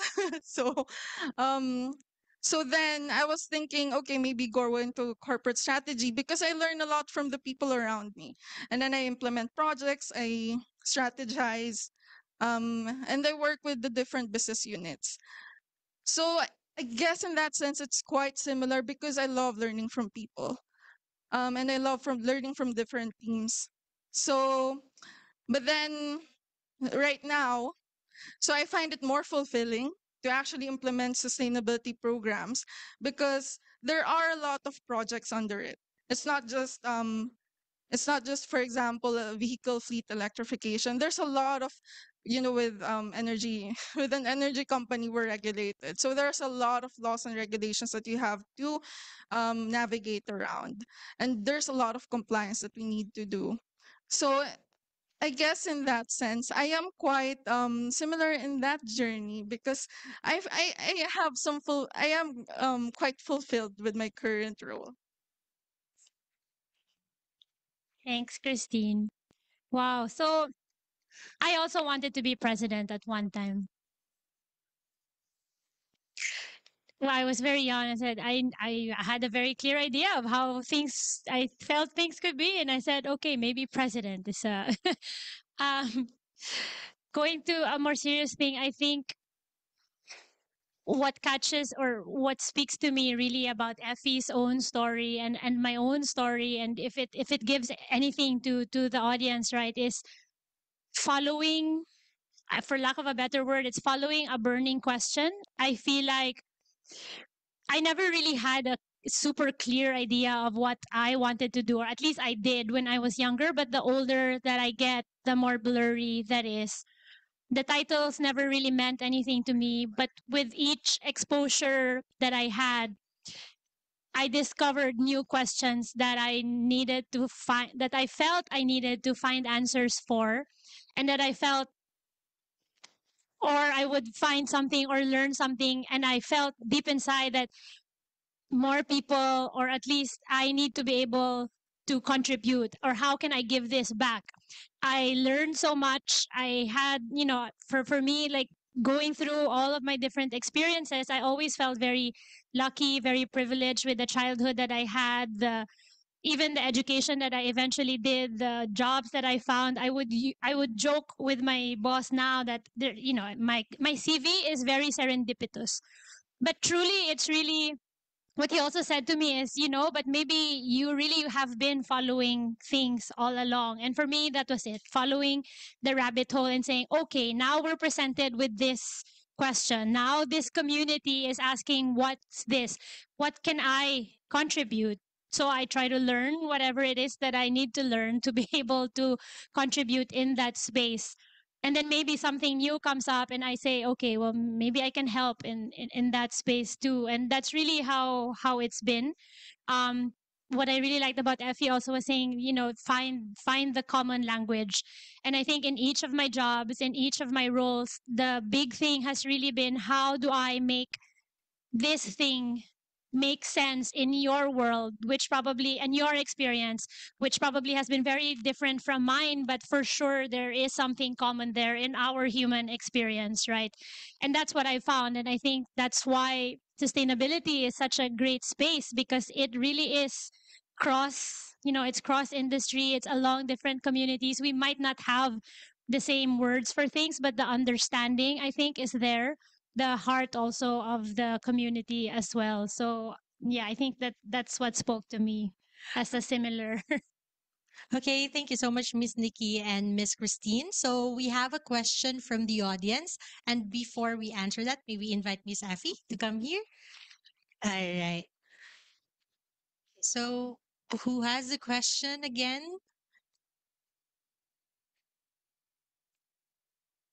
From the Zoom. Okay. S- Can you flash now? Okay. So let me just read it. Okay. So the first question is, what are the strategies for instilling pro-environmental behavior in employees in an organization? Who wants to start? Pro-environment. Pro environment. Yes, pro-environmental behavior. What strategy? Yeah, I can start. Yeah. So in the organizations I was part of, I guess it was already a blessing that there were already people who believed in it.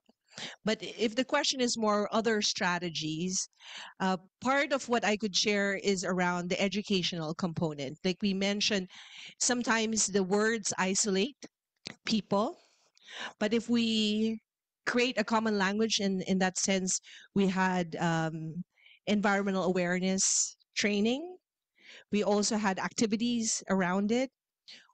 And more importantly, we encourage an employee resource group within the organization. So you can start talking to people and build communities. I think one of the most impactful things, though, is to help them see how they impact the environment in their own work. So if it starts first from a passion, it's perhaps easier. But from their own work, if they start to see the impact, visuals are very powerful, stories are very powerful. And that really helped, I think, in creating more pro awareness on the environment for them. Yeah. So last week, the bank actually had its first sustainability fair. I think, and up to that point, people were still kind of blurry as to, I'm not really sure what sustainability means to me.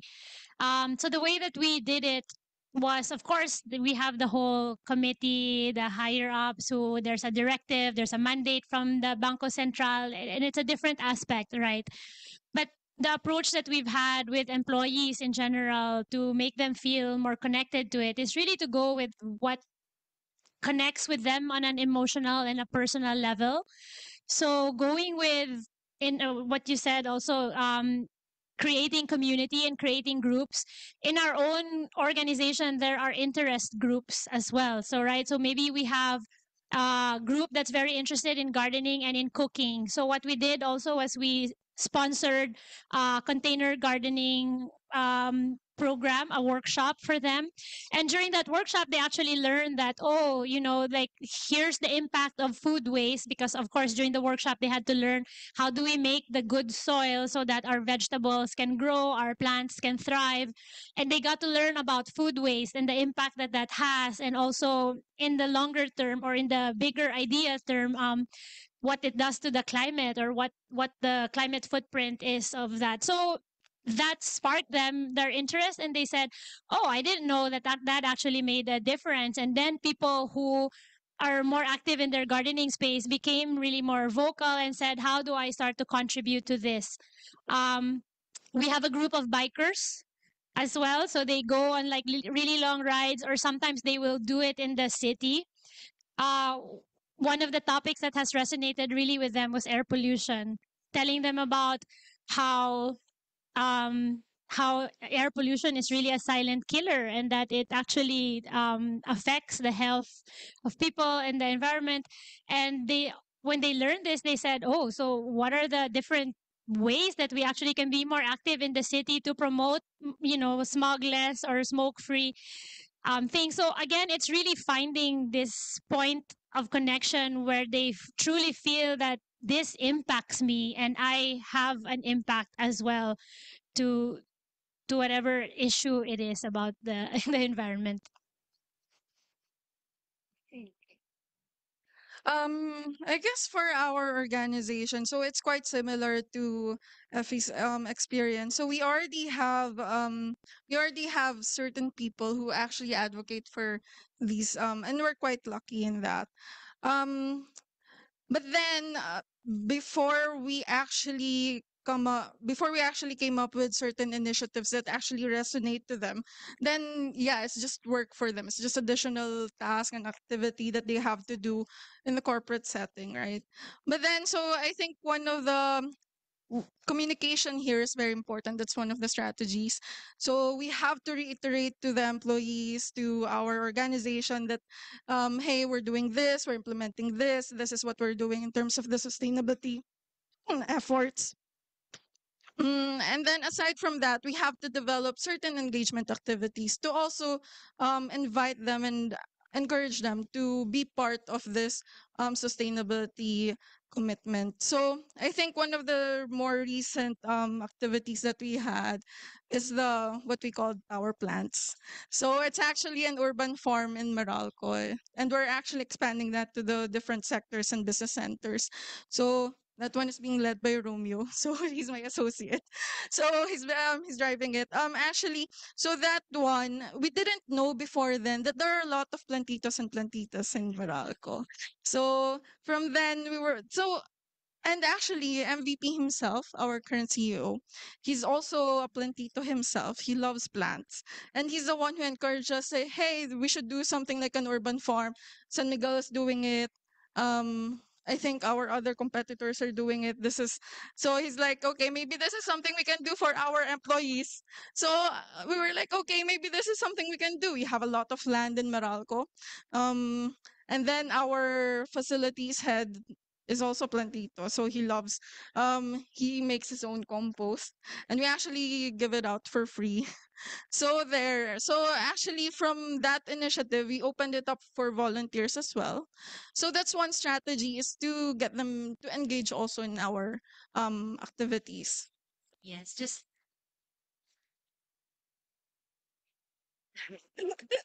okay, just like Miss Effie told us earlier, we have to get them along.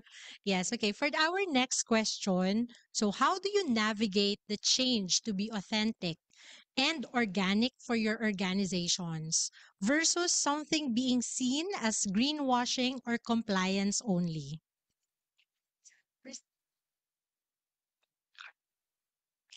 As I was listening to even our stories and responses, something struck me. We are talking about sustainability still as something separate. And we are actually pointing out that sustainability is environmental and social. But if we go back to the definition of sustainable development from the Brundtland Commission, it is economic, environmental, and social. So I think there might be something that before I even answer that question that I wanted to pause. This is maybe a little bit controversial, but I'll say it anyways. Our strategies should be sustainable. If we have a sustainability strategy, it still is separate. If it is an initiative, it can be closed the next day. If it is core to the business strategy, it is how you run your business. You need people and communities. The people who work in the organizations are the social component of it. The environment is where we take resources from. No economic prosperity will occur without the environment. 50% of global GDP is highly dependent on the environment. So I wanted to kind of maybe pause there, and it is controversial because we have created sustainability strategies to demonstrate that we care for the environment, we care for the people. But I wanted to make sure that we don't lose sight that the original intention of when we said we were going to sustain, that includes economic. If we start thinking that how we run our business and how we do good is separate, then we will approach the outcomes, the strategies, and then therefore the outcomes will become as such. We need to start thinking about at the core of how we run our businesses, how do we show respect for the people, respect for the environment? How do we not just take and extract, but also ensure that for future generations that there is something left behind? It's important that we engage. It's important we have all of those initiatives because we need to make sure that we create common language and common ground.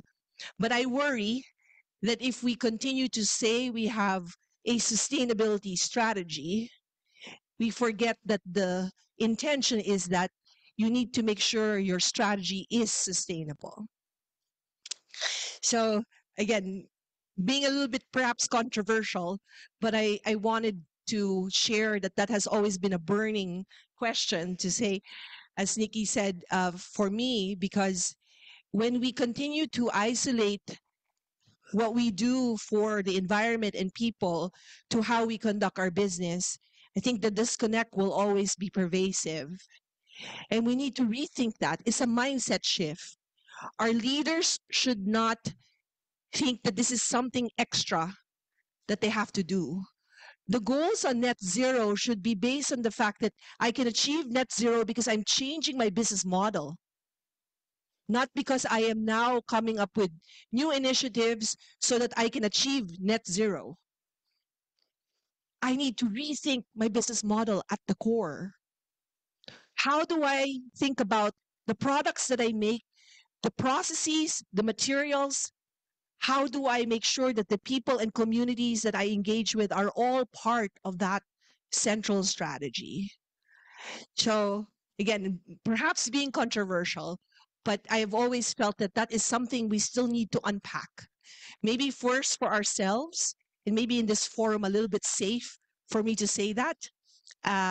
Sabi nga ni Leland, parang orals to. So, yun yung aking thesis, theory of change, that I want to just impart. So,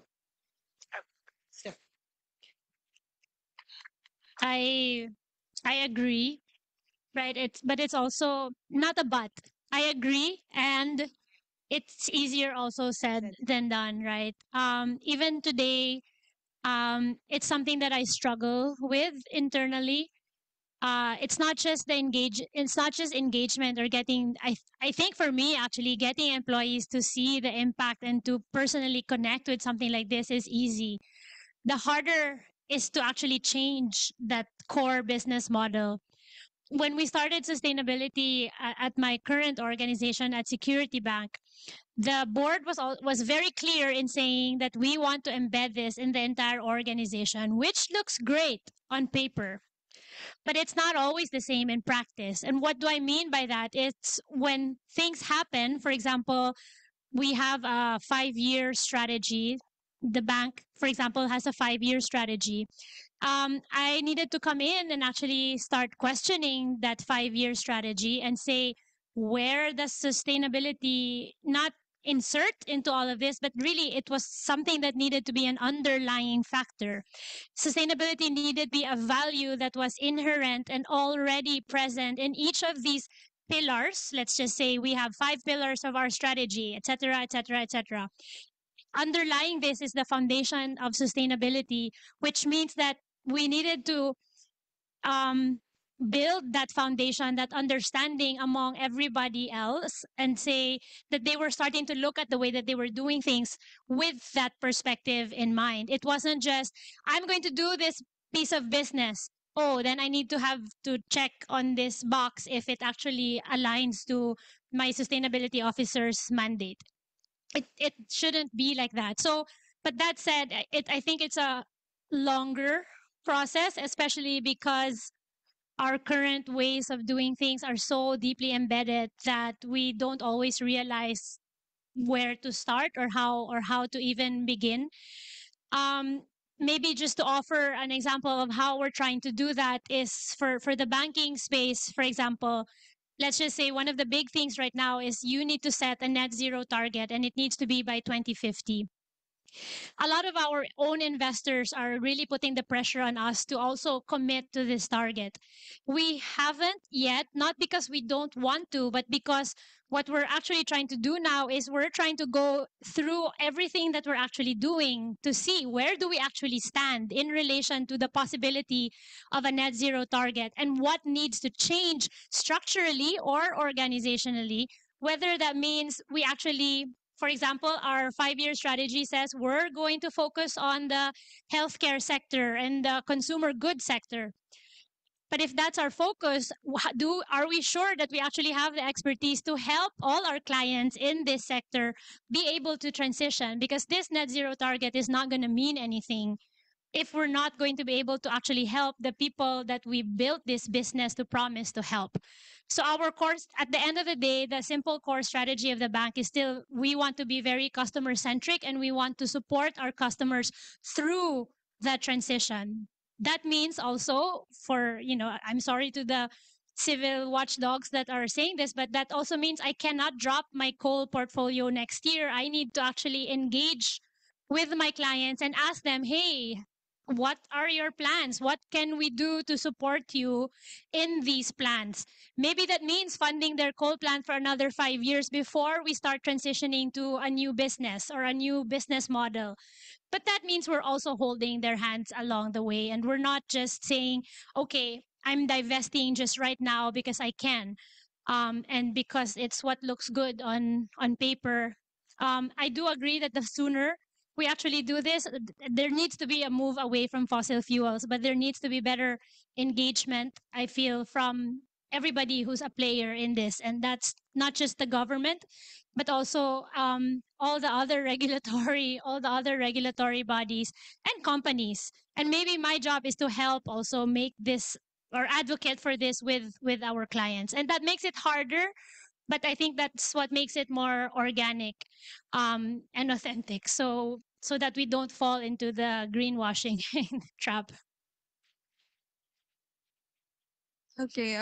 So in our case, actually, that's something that we're easily can be accused of because coming from an energy company and a distribution utility at that, um, and I think that's one of the things that we're very careful of. Um, so, for example, it would be quite a challenge for us to say that we're targeting net zero. That's something that we didn't even that we considered for some time. But then we're saying like, okay, maybe this is not something for us, especially as scope 3 would include the energy sold customers. And for that to happen, all the sources should come from renewable energy. So and but then right now what we're doing is that we have the long-term sustainability strategy, right? And then for until 2030, we picked out certain programs that we could actually include to implement by 2030. And then those would be integrated in our business operations. So, for example, just for our distribution transformers, we started converting our DTs, our pole-mounted distribution transformers, which originally contained mineral oil and which is non-biodegradable, to ester oil, which is biodegradable. So in that sense, we're just picking out certain um certain parts of our business that we could actually make it more sustainable, because in a business as large as, we have to supply energy still um to to our franchise area, right? So we have to make sure that we still operate, but then we become more sensible to our sustainability efforts. So I guess in that sense, yes, sustainability strategy has to be integrated and has to balance out, and that's why we have it in phases. We don't rush that we should implement, or we should commit to sustainability or net zero by in 5 years, etc. So in our case, it will take a long time. Okay, thank you to our panelists. So the most important thing is that it is not an overnight success. It's a long process. And it's also important that we recognize the progress. So what about from our audience? Do we have any question? Okay, we have one. Just one more question. Just one more question. Yes. Sir Jay. Hello, good morning. Um, do you have any story of about sustainable inclusivity, either in your organization or outside organization? Because right now my background is I'm working with the farmers, the rural community. Say more. Can you solve more? Inclusivity, yeah, sustainable inclusivity. So, um, for example, helping the rural community on how do they become an actors in our business model.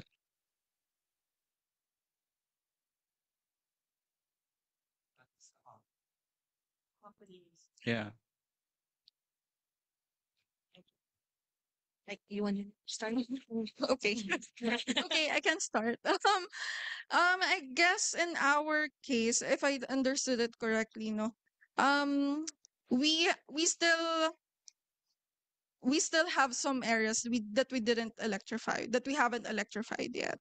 So we have those from the mountains, like there are people from the mountains that we haven't provided electricity to yet. And I guess in our case, we target that we should electrify 100% of our business, of our franchise area. So and these people, of course, like, I'm not, probably they would have a different livelihood, so they would be probably the ones farming up in the mountains, etc., and they wouldn't have 24/7 electricity. But then, as we try in that sense, that to electrify them, it could be by solarization, because that's easier and less capital intensive than compared to putting up poles up in the mountains, etc. So we have to, in that sense, we have to find viable solutions for them, to provide electricity for them, and to also, of course, manage their day-to-day businesses as well. So that's one. And then, of course, we also have a social development arm, One Meralco Foundation. They're the ones more that reach out to the community. So I think one of their initiatives was empowerment of women empowerment. So they actually provide leadership seminars. They encourage them to put up their own endeavors, or they just to put up their own businesses, to also provide for their families. So that's a little of what we do right now. um, I would approach this, or I guess from two different, well, not two different aspects, but on one side, as a bank, right? I think inclusion for us is really how do you provide access to the many millions also of Filipinos who do not have access to banking services. That said, the bank itself has a very different target market. So the way that we have also tried to do it is, we have structured a special, we call it a framework essentially, which is a process that gives some special criteria that allows us to actually expand and support people or communities or industries that are not necessarily yet still in the niche target customer of the bank, right? So, and this can be towards any of the sustainable development goals, but most especially, for example, how do we support like women entrepreneurs? How do we support as well the communities maybe where there's not really a lot of banking, there's not a lot of knowledge about how to save, because this is really something that's really still very prevalent. So one of our projects is actually working with our branches to reach out to communities, not just to build this urban farming, which is something that we're doing, but on the side of that is actually build a financial literacy program where the people in the community, most especially also the women, can get together to create a co-op. Maybe it's a savings club, and at the end, or this is a one of the things that we are piloting, but hopefully it grows so that it becomes a group, a bigger group of savings clubs, of co-ops that then eventually can create something, and we can bring them or upscale them to a level, right, that they can start to expand also their own livelihoods and start to learn. So I think something that's very small, but it's something we're trying to do, especially because for me, especially, I see that that's a very big aspect that we still need or can help. Now, the other part also, when we talk about inclusion, so let's just say in the field of banking and sustainability, for us also is education is one of the big advocacies of security banks. So we actually have a foundation that's dedicated only to supporting and building classrooms. But one of the ways we are trying to do inclusion as well is we create these so we have a scholarship program, and the scholarship program is actually something that employees of the bank can help to support. And the scholarship program is especially for also the children of our either contract workers or people who that we hire from third party groups that maybe they don't have the same benefits as the permanent employees. We get to put their kids through school, but then after that, there's also pathways for them to start to enter, even if it's not in the banking space, even if it's not working for us, but at least getting them into jobs and professions that they want. So supporting kind of that ecosystem and, in a sense, kind of closing the loop, right?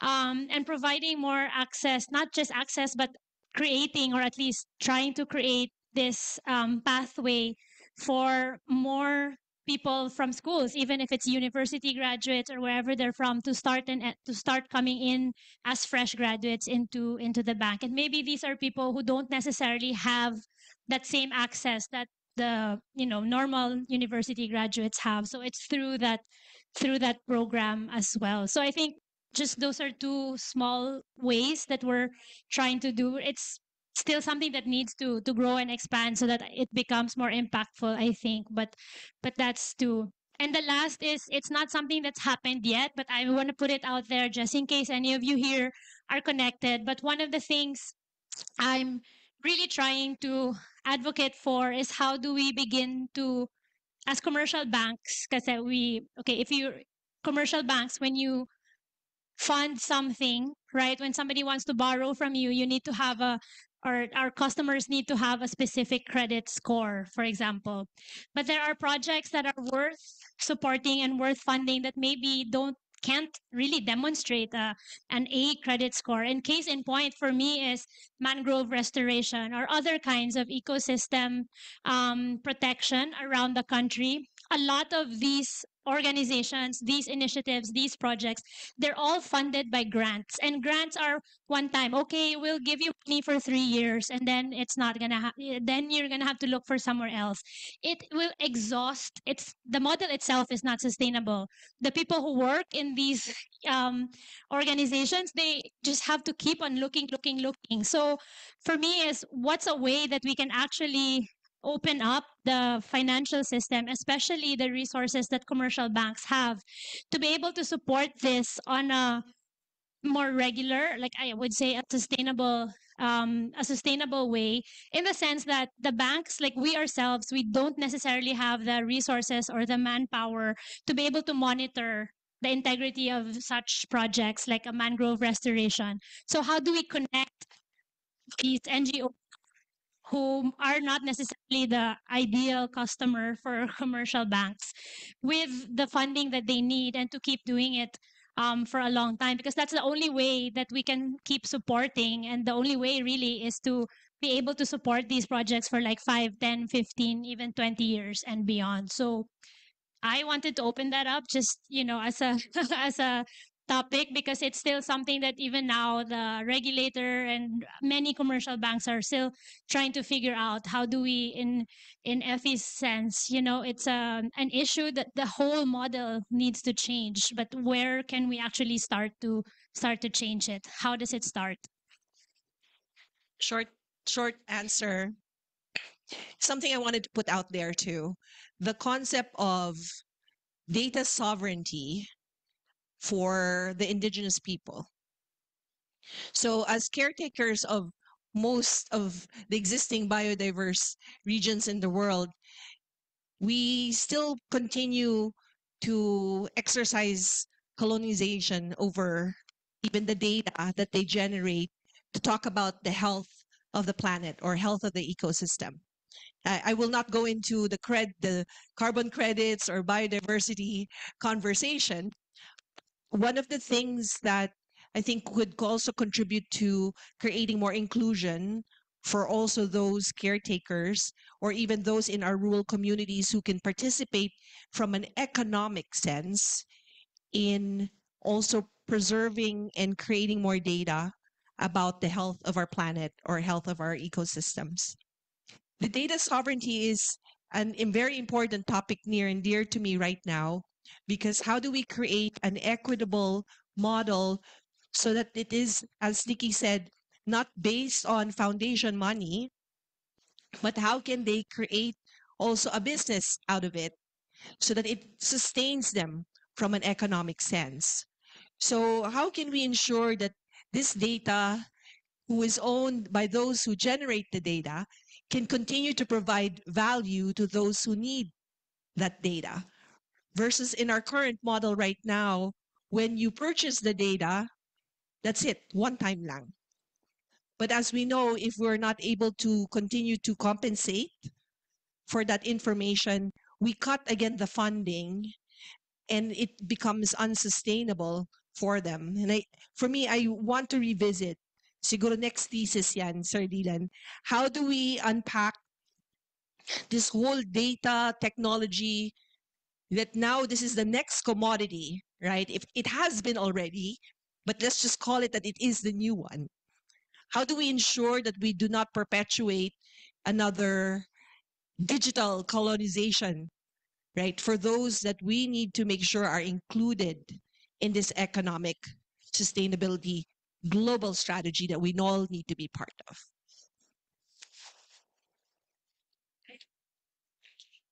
So thank you so much. Thank you so much, Miss Nikki, Miss Effie, and Miss Christine for the wisdom. And it really broadened our understanding about sustainability, and it offered fresh perspectives on sustainability in general.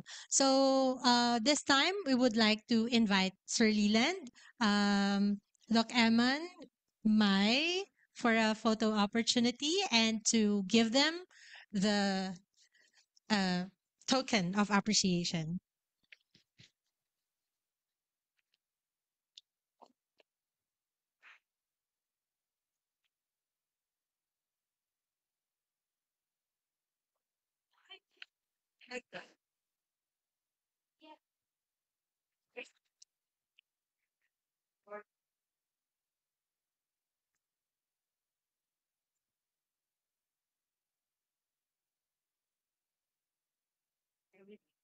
Okay, we would like to invite everyone as well to be here for a group photo session.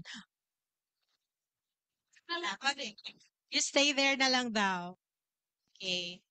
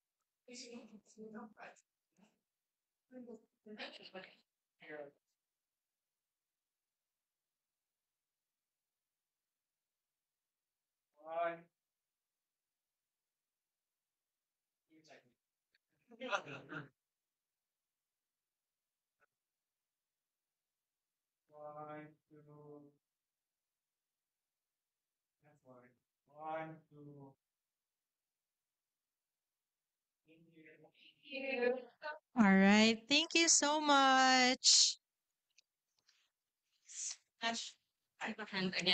Okay, let's give a hand again to our panelists, Miss Effie, Miss Nikki, and Miss Christine. Okay, so don't forget to complete the evaluation form. And you may also explore our Wild Campus Art exhibit for a unique collection. To wrap up our event, may we call on Dr. Emmanuel Delocado, the director of the Ateneo Institute of Sustainability. Thank you, Angel. Hello, magandang umaga. Good morning to all of us. Thank you for joining us this morning. It has been a very fruitful morning, very inspiring. We are very inspired by the story shared by Effie, Nikki, and Christine. So this morning we heard about bridging the gaps in language when it comes to sustainability. Something that we must be mindful always. It's always been a challenge on how we communicate sustainability, and we have heard pointers on how we can move forward with it. We also heard about finding areas and people that we can influence, which is very important in this journey that we are going into. The journey of sustainability of our speakers this morning was influenced by the people that they know, by their desire to be connected to the environment, and even by perhaps sheer chance. Like life somehow led them to that path. As Sir Leland pointed out in his opening remarks, the Ateneo Institute of Sustainability organized a similar event a few months ago, wherein we wanted to call the alumni of Ateneo who are working on the circle of sustainability. We have a lot of alumni working in the circle, and we want to build a community of alumni. We need to synergize the initiatives, and some of these alumni actually are working on sustainability even before the term sustainability has become a buzzword. Like for others, it's just equity that they're talking about. For others, it's environment. For others, whatever it is, sustainability has not become that buzzword as it is right now. Communities are very important because we have different viewpoints that we're bringing together. We are bringing different languages, but despite these differences, we are coming together for a shared vision for a better planet for the people. Just last Monday, the Sustainable Development Report was released. It presents the status kung nasaan na po tayo sa 17 goals. Ayan, natawa na po kayo. We have never seen it that bleak. All indicators are in yellow and orange before may green pa, ngayon yellow, orange and red actually. One of the points in the discussion during the launch is that we're 9 years into our journey for the Sustainable Development Goals, but we still need to mainstream sustainable development. And one way to do that is to build champions. Coming from today's event, we have seen that in reality, there is no secret formula for champions.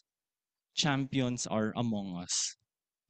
There's no formula in building champions, but we just need to transform the small pockets of communities that we are part of. And I hope that as we leave this morning, this hall, we continue to transform our circles of influences such that we can be better champions and build more champions.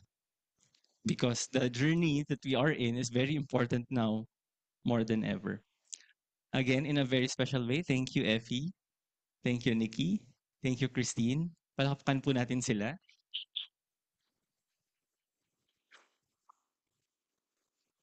Thank you also to AAS team, our interns, okay, to Angel for hosting. Palakpakan po natin. And of course, to the office of Sir Leland, our AVP Seeds, for always supporting the things that we want to do. Okay, and actually idea rin po ni Sir Leland of bringing together the champions, to CFMO and Manila Observatory for providing support for this event. And of course, to all of you, maraming salamat for joining us. May pagkain pa po, pwede pa po, or kung gusto pa po magkape, go lang. Okay. Thank you, and I hope we can see you again in our future events. Let's continue to form our community of champions in the field of sustainability. Magandang umaga. All right. Thank you, Doc Eman. So your words have been very insightful, and thank you also for your support. So for this time, our talks must come to an end. However, our program in AIS continues with an exciting networking session where you'll be able to meet and connect with your fellow participants.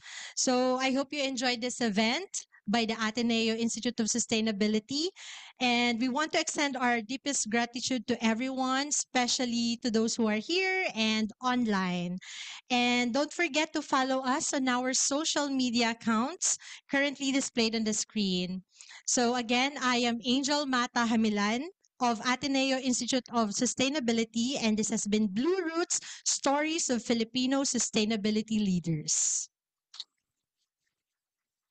You okay, you may have your snacks again and a cup of coffee. Thank you so much, everyone.